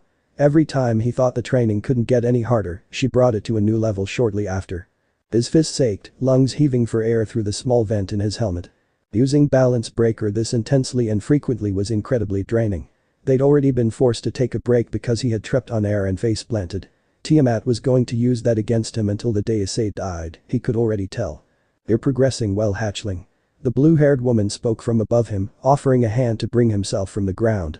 Issei took it slowly, willing the armor away, even though it was already in pieces. The back and shoulders had fallen away from a few blows that he hadn't been able to dodge. If you put every ounce of strength you have into one attack, I think you'd be just about as strong as Tannen. Her hand left his, and Issei had to keep himself from falling over again. I know I'm young and all, but it really feels like you're just calling me hatchling to beep with me. Humming to his full height, Issei only now registered the second half of what she'd said. Wait, what? Was he seriously already that strong? It didn't feel like when he was constantly getting smacked around. You heard me. He would obviously be able to defeat you, since you'd be left vulnerable when he recovered. Tiamat shrugged. She loathed to admit it, but training Issei had started to become less of a hassle as time went on. There was no denying that this was the strangest of Drake's hosts she had encountered, a similar train of thought to when she met Elsha. Drake was the dragon of domination, yet all Issei wanted to do was protect. Drake firmly believed that if force didn't solve an issue, then he just needed to use more force. Or at least that's how he had been while alive. The dragon had changed in the centuries of imprisonment. His pride was still intact, unfortunately, so she refused to speak to him more than a few words per day, but the way he approached things seemed diluted. The loud and boisterous monologues that plagued the older supernatural beings were replaced with words that were at least partially thought out. Tiamat suspected that the devil girl was the one responsible for the way that Issei chose his moves quickly yet efficiently. He didn't barrel onwards to clash fists or fight fire with fire. The young man was quite obviously attracted to anything with beep, yet other than a glance he hit it well. She would have to pay attention to the newer generation of devils in case there were more like Sona Citri. Tiamat wouldn't go seeking them out, but rumors and word of events still reached her here in the forest. I hope it'll be enough when the time comes. Issei said quietly, clenching and unclenching his hands to try and ease the trembling ache. Sitting on one of the only boulders in the area to have survived, Tiamat gave her student a questioning look. I've been wondering about the reason your master desired your strength. She doesn't appear to be the type to be overly concerned about proving herself the strongest. There was no question spoken by the Dragon King, but Issei understood the one left unspoken. What did Sona Citri need the Red Dragon Emperor for? Sliding down to sit at the base of a tree across from Tiamat, Issei gave her a tired smile. She's more of a strategist than anything. As for the reason, Issei rubbed at the back of his head. He didn't know if he should really be handing out his kind's plan to people. But this wasn't just anyone, and Issei really wanted to stay on Tiamat's good side. Her friend, Reya's Gremory, is engaged to another pure-blood devil. Neither her or Reya's are particularly fond of arranged marriages to begin with, and apparently, the guy is a real piece of work. So, I'm going to help Reya's in a raiding game to free herself. Tiamat could recall hearing something about that several years ago. The practice was abhorrent to her. To dictate the lives of your children because of some rumored blood purity. She was admittedly biased against it. Dragons did not marry per se, but she had been a big reason that the old ways of finding mates had declined. All she really had to do was leave a few too many male dragons near death after they had tried to stake a claim on her. Throw in a few easily overheard comments about how things should be done and wait a century or two, and here they were. Tannen was lucky that the mother of his firstborn had actually been looking forward to his challenge. And then you intend to take her as your mate. There was always the chance that some of Drake's bad habits and demeanor had infected Issei. She felt the need to bait him a little more. What? Absolutely not. A good response, with no time wasted on thinking of an answer. Oh? Why is that? Is she not attractive? But it was always best to be thorough. She's gorgeous. Easily top 5 hottest women I've ever seen. Tiamat hid her smirk expertly. There was a bit of drag in the boy, but it manifested in a way that wasn't truly a problem. Not yet anyway. Then why do you not seem to want her for yourself? And who else is on this list of yours? Greg had only gotten away with running his mouth without a care in the world because there had only been a handful of beings stronger than him. Getting the best results out of his training meant that Issei had to draw on every little drop of dragon DNA coursing through his body. To her surprise, Issei didn't go ahead and spout off names of women. Instead, he gave her a flat look that tried to hide the embarrassment he felt from being so blunt. She let the smirk show just a fraction when she realized that he knew what she was doing, and then he turned to look in the distance. In the opposite direction, Tiamat felt the sign of a devil's magic. A transport circle that would soon shine on the ground. Issei had yet to develop the ability to feel the early signs of magic, something that she couldn't really help him with. That would come in time. I'd hardly be better than the ones forcing her into the current marriage if I did that. The magic used on the circle intensified, the portal between two locations starting to open up. Before, I thought that forcing marriage on someone was wrong just because of the lack of consent. But now knowing what it feels like to have someone you love, I couldn't fathom how horrible it would be to get married to someone you might never feel that towards. The circle shined to life, getting Issei to turn towards it. His detection was adequate for now and could ready himself before an enemy could appear. As he relaxed when he saw the blue circle so familiar to him, Tiamat kept looking at the expression on his face. She was intrigued. Not by him specifically, but what he'd said. As the blue light died, Tiamat wondered just what he could be thinking but wouldn't say. Or perhaps it was more that he felt that he couldn't say it for some reason. All it took for her to understand was a gentle shift in his expression. His head perked up, a subtle upward curve at the edge of his lips, and the way his eyes and brows had gently narrowed. One of the things that Tiamat noticed about Issei that made him different from Drake and the rest of the hosts, Alsha included, was this almost imperceptible inferiority complex he had. It wasn't anything drastic, but she had noticed it while trying to bring him over that threshold into balance breaker. The way he unlocked it only helped to solidify it for her. Tiamat knew that was a look of unrequited love if she'd ever seen it. An expression one had when there was too much distance between them and the one they longed for. She had learned enough about Issei to know what the problem here was. He felt that he wasn't good enough. That Sona was too far above him to even be considered an option. She suspected that he felt this way about a multitude of things actually. The responsibility given to him as the Red Dragon Emperor to not go crazy and murder people in a haze of fury for one. From the way he'd briefly talked about them, the girls that he was already involved with too. Issei held a fear that he would mess something up and lose them for good, whether it be the girls breaking up with him or they die. Tiamat followed his line of sight, watching as Sona gave him a tiny smile, tucking some hair behind one ear and ever so slightly pulling her shoulders back. Beeping teenagers. Whatever reason Sona had for playing hard to get, Tiamat didn't care as long as it didn't interfere with Issei training and being able to hold up his end of the bargain.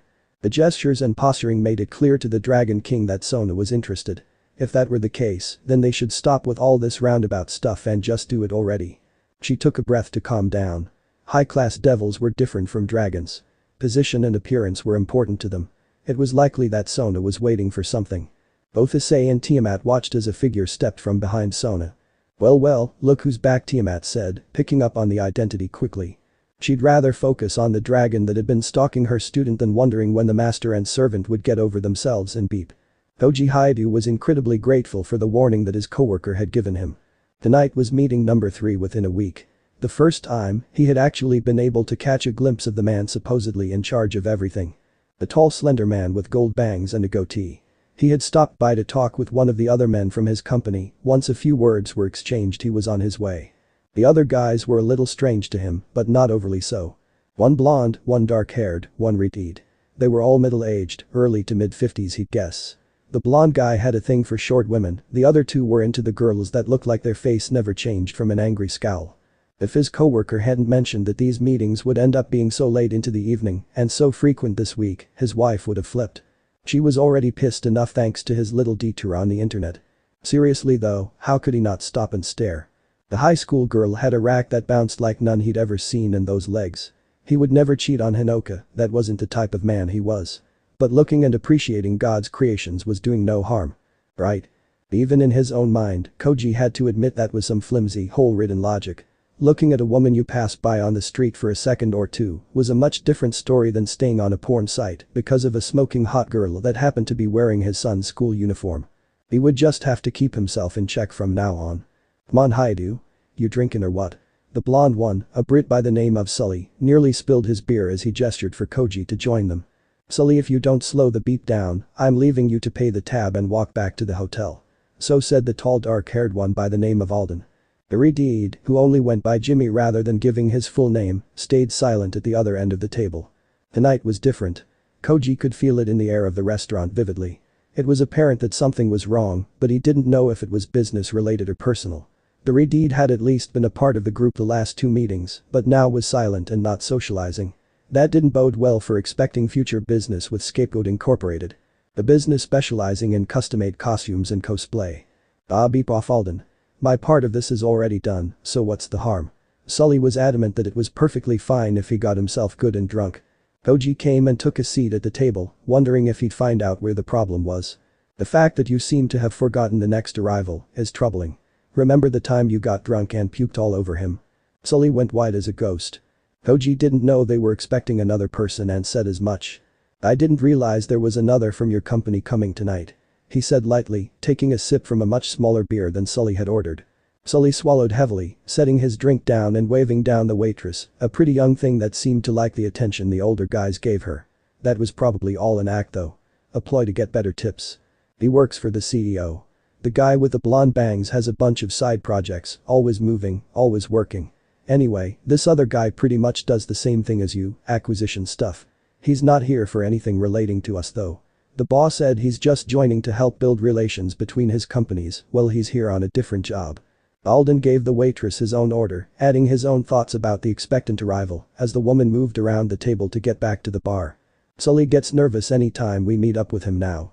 Kowalski hasn't been a fan of his since that night and makes it blatantly obvious that he's not the forgive and forget type about being covered in beer battered onion ring vomit. Other than that, he's a nice enough guy.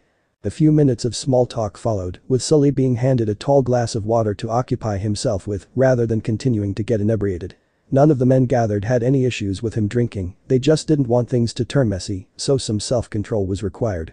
The door to the establishment came open with a creak, with Koji facing that direction and able to see who was walking in. An absurdly tall man came through, his dark gray blazer billowing from a source of wind whose origins none could pinpoint. With dark brown hair and light blue eyes, the man took in the sight of the place, ignoring how most of the women unattached were giving him appraising looks. When that gaze snapped to Koji suddenly, something about the brief look of irritation in the man's eyes made him uneasy. It was gone just as quickly, replaced by a somewhat amicable smile, leading Koji to believe that he'd just read the man wrong. For once, Issei was having a hard time falling asleep. The training hadn't suddenly become easier on him and it wasn't as though he wasn't tired. He was exhausted. But he couldn't help the way his mind was running. It was almost time to go home, something he was very much looking forward to. Is it weird that I'm still not used to sleeping naked with her? He asked, more for Elsha than Drake.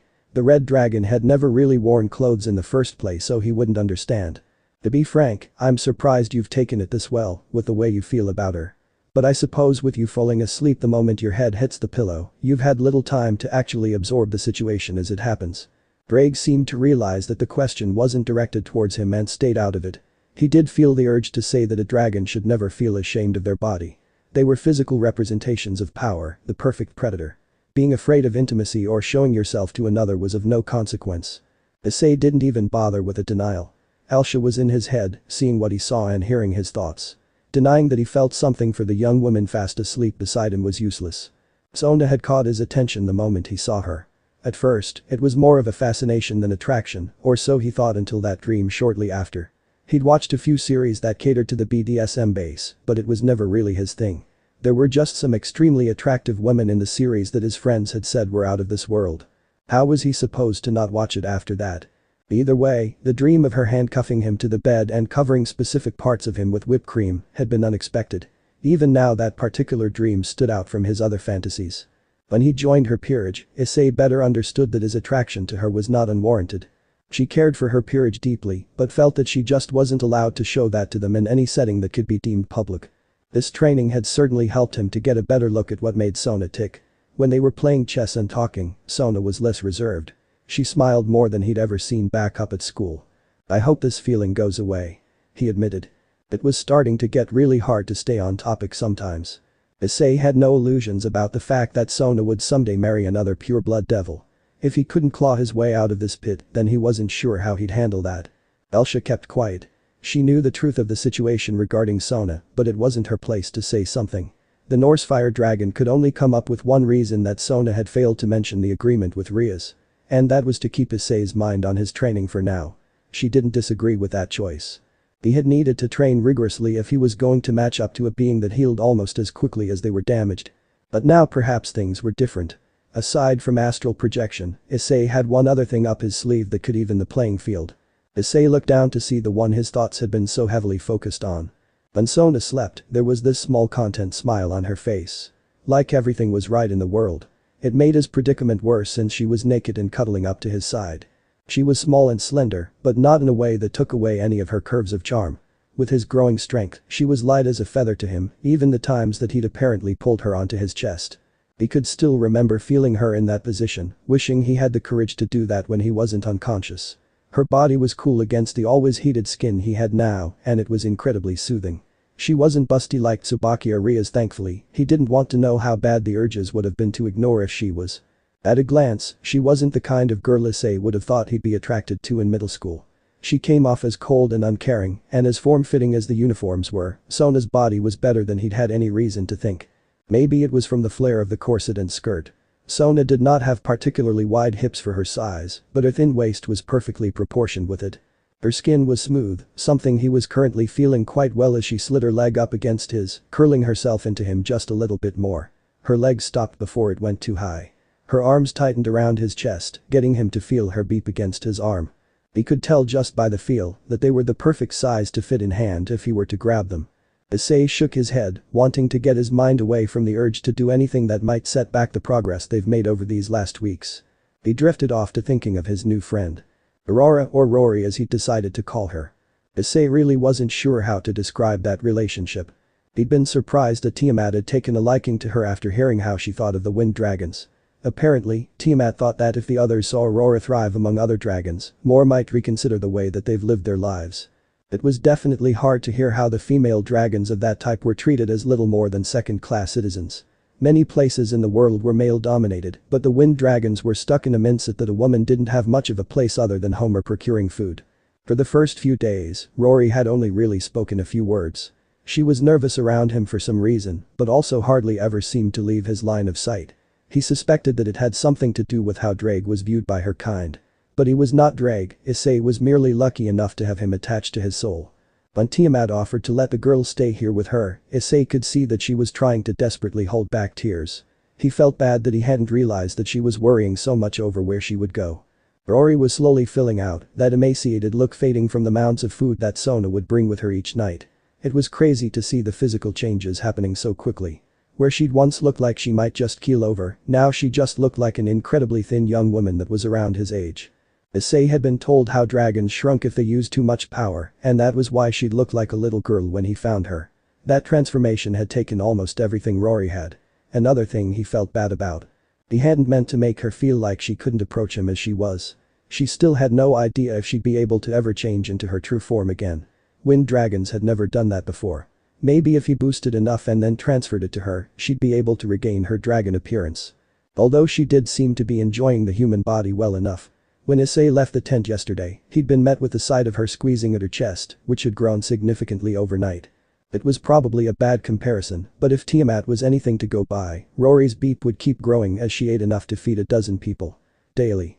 She was already about the size of Reya and would likely surpass Momo pretty soon. Outside of the free show she was giving him, Issei couldn't help but laugh at the bewildered look on her face. She also hadn't understood the reason for him turning around when she noticed he was there until Tiamat and Sona came out to explain that human women didn't typically walk around topless. Men find beep attractive, do they not? It would seem a good way to attract a mate. Issei had no rebuttal to that, but Tiamat did. She went off on a heated rant about how men from all races were mostly driven by their beeps and gave little thought to how the woman might feel about being pursued relentlessly just because of her image. He made a note to make sure he kept his eyes above the collar whenever speaking to her. Issei and Rory spoke frequently during the breaks of his training and during the time he was waiting for Sona. They got along well from his perspective, but there just seemed to be something on her mind that had yet to come up.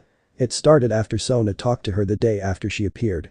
She would initiate a conversation, and it always sounded like she had something she wanted to ask him. But it was changed at the last second into something that was little more than small talk.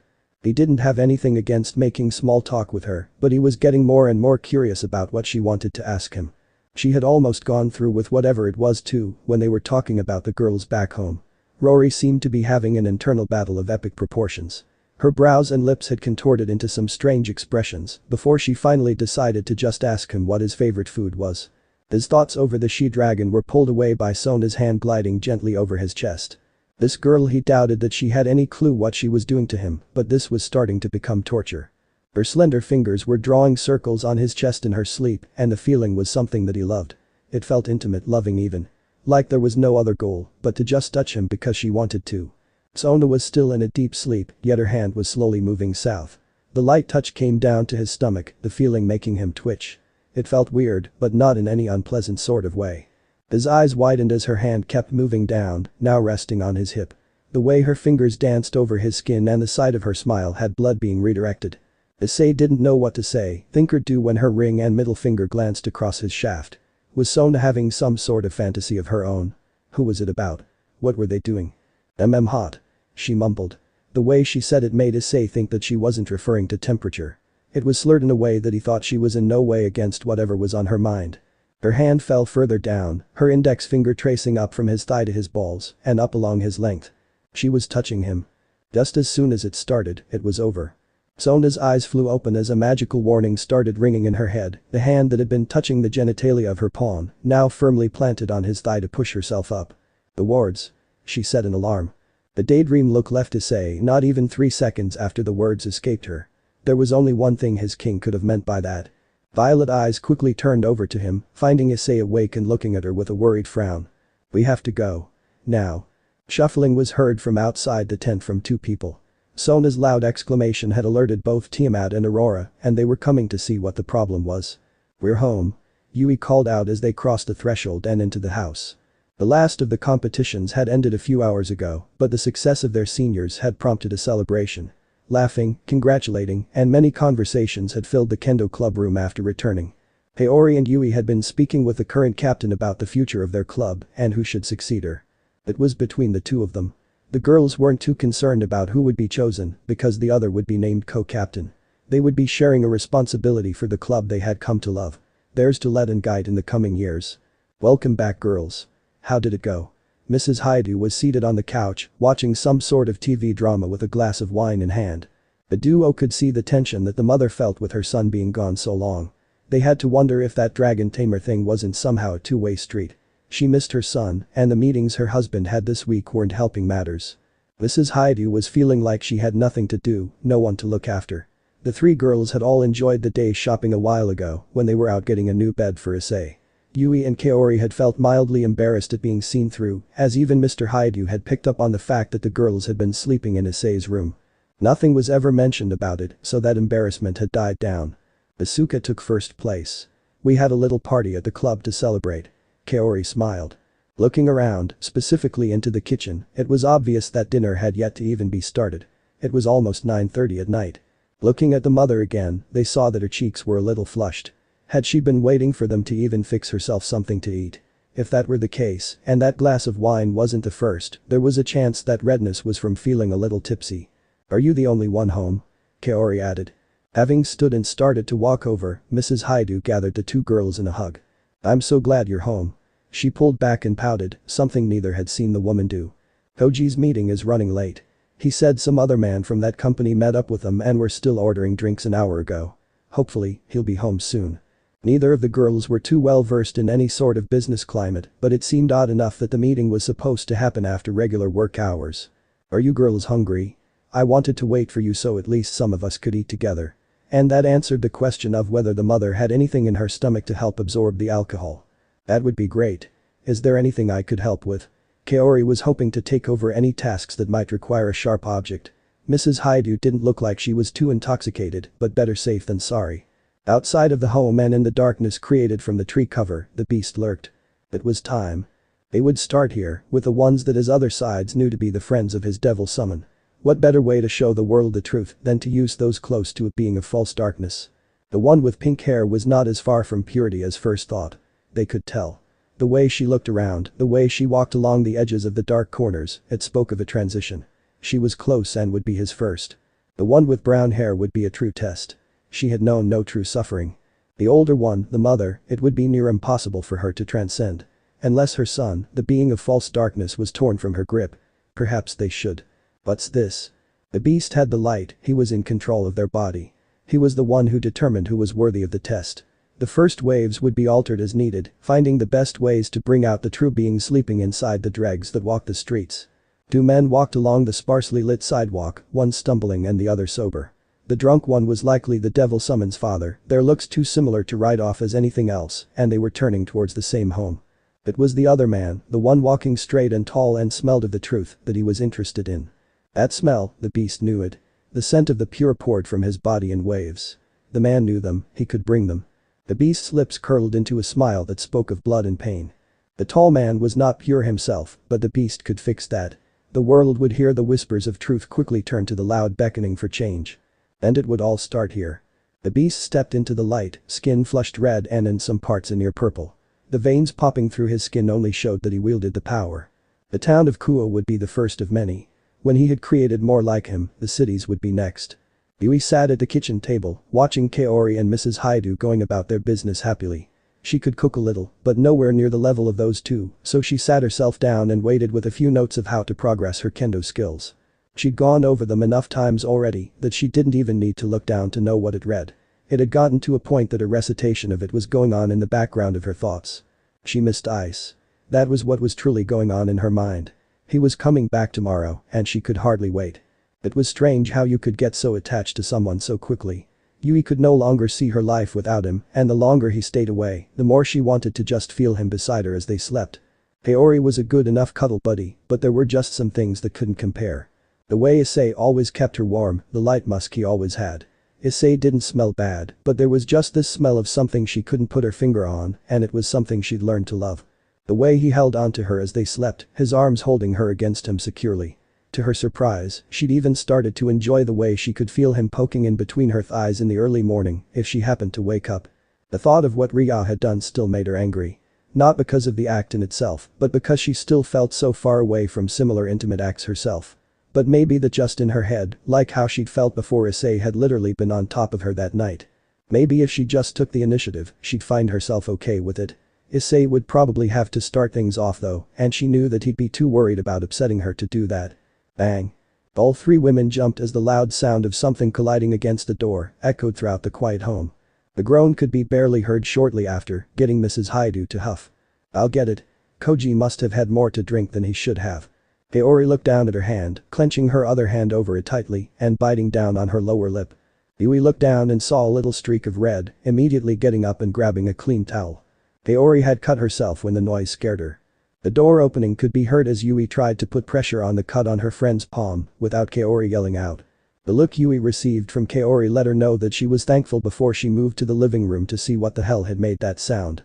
The door had been open for several seconds and yet Mrs. Haidu hadn't made a sound. When Yui looked out, her blood froze. She understood. Being hoisted from the ground was Mr. Haidu, clearing beyond drunk. Behind him stood a tall and sophisticated-looking man wearing nice clothes. But that wasn't what had both Yui and Mrs. Haidu frozen in fear. Just barely visible, half-shadowed and half in the illumination of the streetlight, was another man. He was about Mr. Haidu's height, but he looked like he was built of pure lean muscle. His chest heaved, muscles rippling under the skin with each breath he took. The respirations almost looked painful, like his strength was a hindrance to the rest of his body. His skin, from what was visible in the light, was a deep red, purple in certain points along his shirtless torso.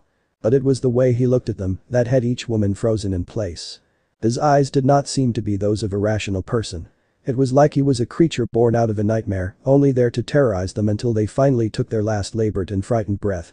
His lips curled into a smirk that said he knew that he was about to do something unimaginable. Something no normal ever even contemplate. That inside. Mrs. Haidu spoke quietly.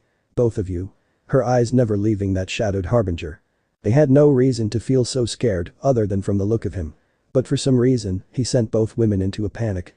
Yui acted before either man could move, rushing past Mrs. Haidu and dragging them inside before slamming the door shut.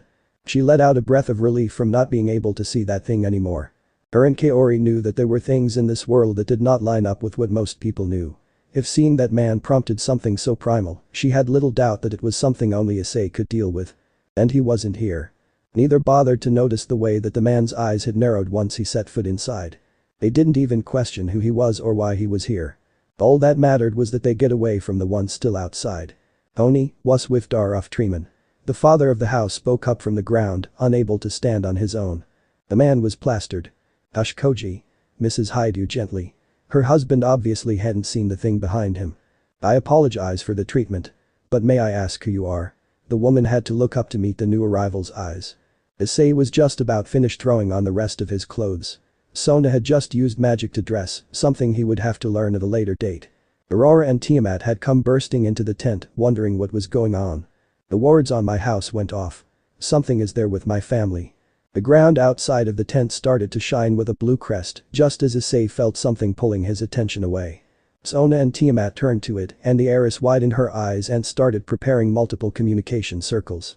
The flyers I gave the girls. Issei stared at the shining blue with a sense of dread. Something was beyond wrong. Not only was there something in his house that said of the alarm Sona had prepared for him, but now the girls were actively telling him that they were in danger. "Oh. I'll gather the rest and meet you there." Issei nodded and made his way to the shining blue circle quickly. When Aurora stepped inside of it with him, he raised a brow. "I'm going to help," was her simple answer. Issei was about to start saying that she wouldn't be able to move through the circle with him, but Sona was already one step ahead. A second circle flared beside his. "Use that one, Aurora. This one will only take Issei." As she stepped over, Issei decided that if she were coming with him, she would have a specific job to do. "Let the girls in the house upstairs. Don't let anyone into the room you pick besides me." Aurora accepted, knowing that this was not the time to debate over whether she was physically capable to help him stop the threat to his den. "Good luck, hatchling," Tiamat said as the light burned brightly, carrying the two of them away. Not even the Dragon King was treating the situation lightly. If there was anything about Issei that stood out to her, other than the fact that he had a breast fetish, it was his drive to protect his family. It didn't matter if it was the girls that had taken spots as his mates or his blood relatives, to threaten their safety was to draw the wrath of the current Red Dragon Emperor. She only hoped that he got there soon enough to avoid a scene that would drown the young man in emotions so heavy that he gave in to the curse of the Juggernaut drive.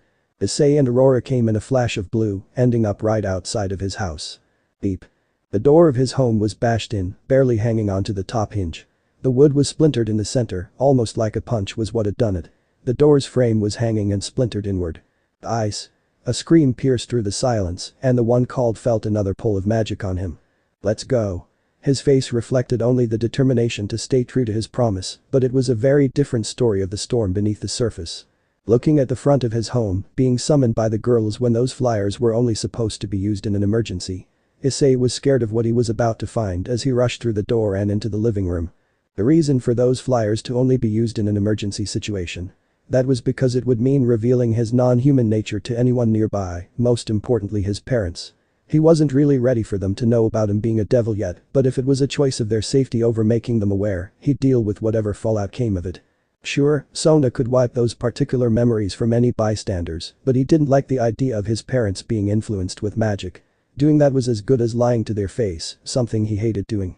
The mess that was the front door was just a precursor for what he and Aurora found inside. The living room was a mess. The couch was torn with white stuffing still floating down to the ground, obviously the latest of the damage done. The TV sparking with a puncture in the top right corner. Along the walls were deep gouges, some of the pictures had fallen to the ground and the glass breaking, others having been torn through. The crash of something like thin metal came from the right, from the kitchen. Taking large steps, Issei made his way in with Rory following closely behind, ready to help her friend's kin. In the corner, huddled together and shaking in fright, was every member of the household. His mother was holding on to the two girls like they would disappear if her grip faltered for even a moment. His father was having a hard time keeping himself awake, his head dipping down and eyes sliding closed before snapping back open. On the opposite side was a tall man being held from behind by the head. Barry.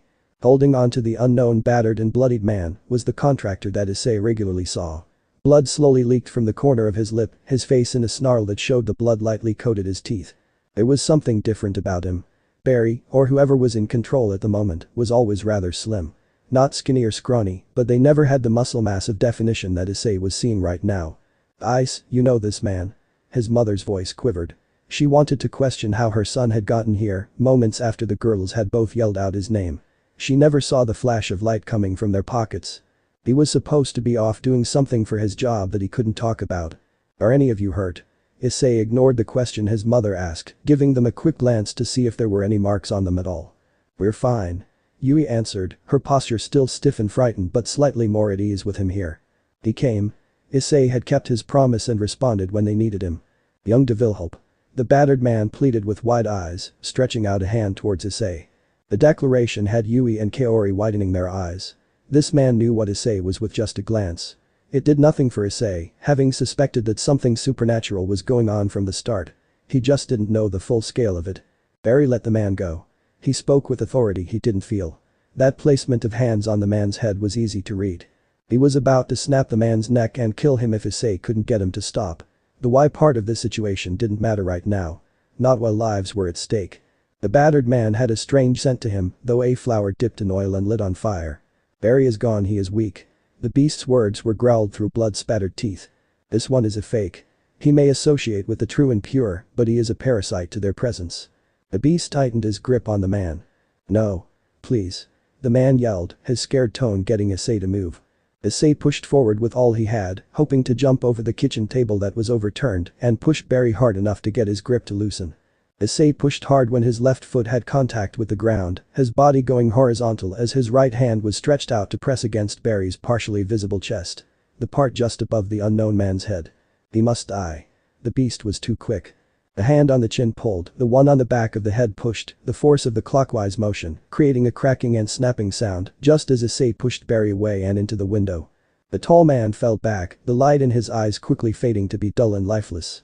Issei fell to the ground as the window broke, shards of pointed glass falling onto the one that had once been Barry and so many others, and the lower half stabbed into his back. He was quick to stand, casting a sorrowful glance down and back to the man he hadn't been able to save. Rory moved from her spot in the doorway to the left, where she could stand guard in front of the humans. Her wings ripped forth from her back, tearing through the dark green shirt given to her. All except the inebriated father gasped from being given a shield of beige-colored wings. What? Mrs. Haidu's words died in her throat as she watched something impossible and inexplicable appear in front of her eyes. Reya. The beast bellowed in anger and pain as he lifted himself from his spot, pieces of glass breaking off and remaining embedded in his back. You do not see. You are blinded.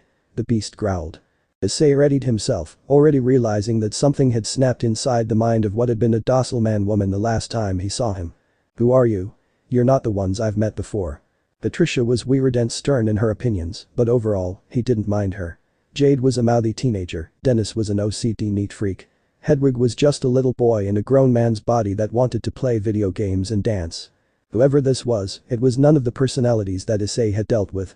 The beast slowly pulled a glass shard out of his tricep, beating his chest to will the pain away and sending droplets of blood to the floor. I am the beast that will avenge us from the impure. The one that will show the world the truth of our existence. The worthy will join us in uniting the world. The beast stepped forward, the floor giving a light shake from the force. Rejoice. The man behind you may not be redeemable, but the women will be given a chance to ascend as we have. Or they will all be a part of the sacrifice to announce to the people that the day of redemption has come. Issei did not see the blue light forming in the side of his vision, the signal that Sona had brought the rest. All he saw was red. A red so deep that his vision darkened around the figure that inferred the death of at least one of his family. The beast was all that mattered at this moment. The decision was not one that Issei made lightly, but for the sake of the ones he loved, it was the only choice he could see. Barry, whoever this was, could not be allowed to take another breath. Issei had seen the way that the personalities could shift at any given time. He doubted that there was a way to extract one of them from the body, not that he had the time or know-how. Issei would have to kill again. He didn't hear the voices behind him or see the barrier placed around Rory and the others in the corner. As quickly as his hands would allow, Issei drew one back and pulled forth the aura that he'd learned to use without summoning his boosted gear. There was no call, no shout in anger. Issei punched the orb floating in front of his fist, launching it towards the beast in full view of his parents. It didn't expand in the way that it normally did, instead of staying in its spherical shape so as to not obliterate this portion of his home. His den. The beast tried to pivot out of the way, but it misjudged the speed it traveled and was struck in the chest. Sailing out of the window, clipping the glass and wood and tearing part of the wall out with him, the beast came to a bouncing and rolling stop across the street when his ribs met the post of a light. Issei stalked forward, his eyes never leaving the smoking form of his opponent. Boost. The gauntlet came to cover his left arm, the green gem pulsing wildly and brightly from the near-rabid emotions of the host. Normally, Issei would have to wait to make his next move. But a sacred gear responded to emotions, and his were screaming for the quick death of the beast. Welsh Dragon Balance Breaker. His armor shifted into place quicker than they ever had, eager to match the desire Issei had. Only Sona and Rory were the ones not left gaping at the tall red armor that was standing in Issei's place, tail flailing and crashing against the floor in what everyone could see was a barely restrained rage. Momo, Reya and Sona moved to check the condition of the humans in the room. Rory was only given a minor glance from the bishops since Sona didn't seem alarmed by her presence. The rest of the peerage was all left flat-footed. Issei was radiating a red aura around his frame, fingers flipping off the main portion like flames. The dragon allowed them to pass by, stepping forward in order to accommodate more bodies behind her. Tsubaki stepped over to the body on the floor. Did Issei do this? She asked while quickly beepizing what she could, her eyes wanting to stay glued to the figure that had taken the place of the normally cheerful pawn. The queen felt it was hardly necessary, but she materialized the diagnostic spell Sona had taught her. No. It was that monster. Kaori spat just as Tsubaki had confirmed the cause of death, not at all seeming to be bothered by the corpse. The beast stood from where he'd collided against the metal pole, the spot on his chest smoking, but otherwise receiving little damage. Issei wasn't all that surprised. It had been only a small measure of his power, its only goal to get him away from the ones unable to protect themselves. Now that they were essentially alone. It was time to end this. If any of you are in there. If any of you can hear me. I'm sorry. He didn't want to kill, but he'd learned this lesson already, hadn't he? The aura of red condensed around Issei, the preparation for one strike that would end the life of 24 living in one body. Archmistress of many, beholden to none. Take me under your black wings. The beast threw his hands up, fingers spread wide and straining like he was trying to will a summoning to occur or trying to gather power from something other than himself. Jade, Barry, Hedwig, Goddard. None of you deserve this. But I can't let this thing hurt anyone else. I hope you understand. Issei was speaking to the personalities that he hoped could hear him. Underneath that rabid-looking face still trying to accomplish some sort of transformation were people that didn't deserve to die. With clenched fists Issei made his aura explode in its potency. His apologies, his rationalization of what he was going to do, were done with. It was time to reduce the threat to ash and deal with the fallout. What that would entail, Issei wouldn't know until he went back to check on them. The beast was still waiting for some sort of sign that he'd been heard as Issei's armored feet clanged with each step. In the Red Dragon Emperor's left hand was something he'd only learned a little of recently. The same manifestation of aura that Tiamat used against him. There was a clear difference between his and hers at a glance. The blue swirling power that the Dragon King used fluctuated at random, it was chaotic and near uncontrollable. On the other hand, his was a deep red that pulsed like with hunger, the fingers of its translucent flame whipping out towards the closest lifeform. Issei could feel a different side of himself wanting to break through the surface each time he used it. A ravenous desire to burn, to dominate anything that stood in his path, to prove that he stood above anything and everything without limitless power. Issei had learned the truth of why Drake and his counterpart were called the Heavenly Dragons. It wasn't because they were altruistic, they couldn't have been anything from that. It wasn't because they were affiliated with any heaven of any realm. It was because they stood above almost every other being in terms of power. When humans thought of heaven, they pictured a scene in the cloud, something far above themselves. The heavenly being was not much different. The being was above them, in physical position, in power, and in its influence on the world. The only thing above something heavenly was something godly. The closer Issei got, the more his aural flame pulled towards the beast. It wanted to touch him, like a hand trying to grasp something just out of reach, the fingers curling in an attempt to grasp him. The beast's beckoning went unanswered. Seeing Issei come closer, he lunged. Like a lion pouncing on his prey, the beast had his hands clawed and wide enough to catch Issei from both sides. The Red Dragon Emperor was ready for him. His right hand knocking both appendages to the side as the body fell towards him. The flames pulsed in anticipation, ready to consume. The gauntlet caught the beast by his face. And the flames did the rest. No one was prepared for when the screams came. Not Sona, not Tsubaki, nor Momo, Reya, Yui or Kaori. Least of all were his parents, whose eyes were glued to watching out the hole that had been a window. It only took a few seconds for the bellowing to stop sounding like a person as the aural flames ripped through the face and vocal cords. Not long after they stopped. The lights in the house illuminated everything in each room, but none of the humans had ever experienced a moment where the night consumed them so absolutely. In his drunken stupor, Mr. Haidu latched onto the word used by the now deceased man lying in his kitchen. Devil. My son, he's a demon. It was meant in a metaphorical way, but its actual truth was lost on the man for the time being. Yui and Kaori watched sadly, connecting the dots of when Elsha said that Issei had been forced to do something he didn't want to do. It wasn't hard to see that it had happened once again. They weren't afraid of him. It would take so much more to do that. But they were afraid for him. They had screamed his name with a desire for him to save them. But what would that cost him? What kind of mental toll would Issei pay for killing someone he knew, and how long would it be before things went back to normal? If they ever could.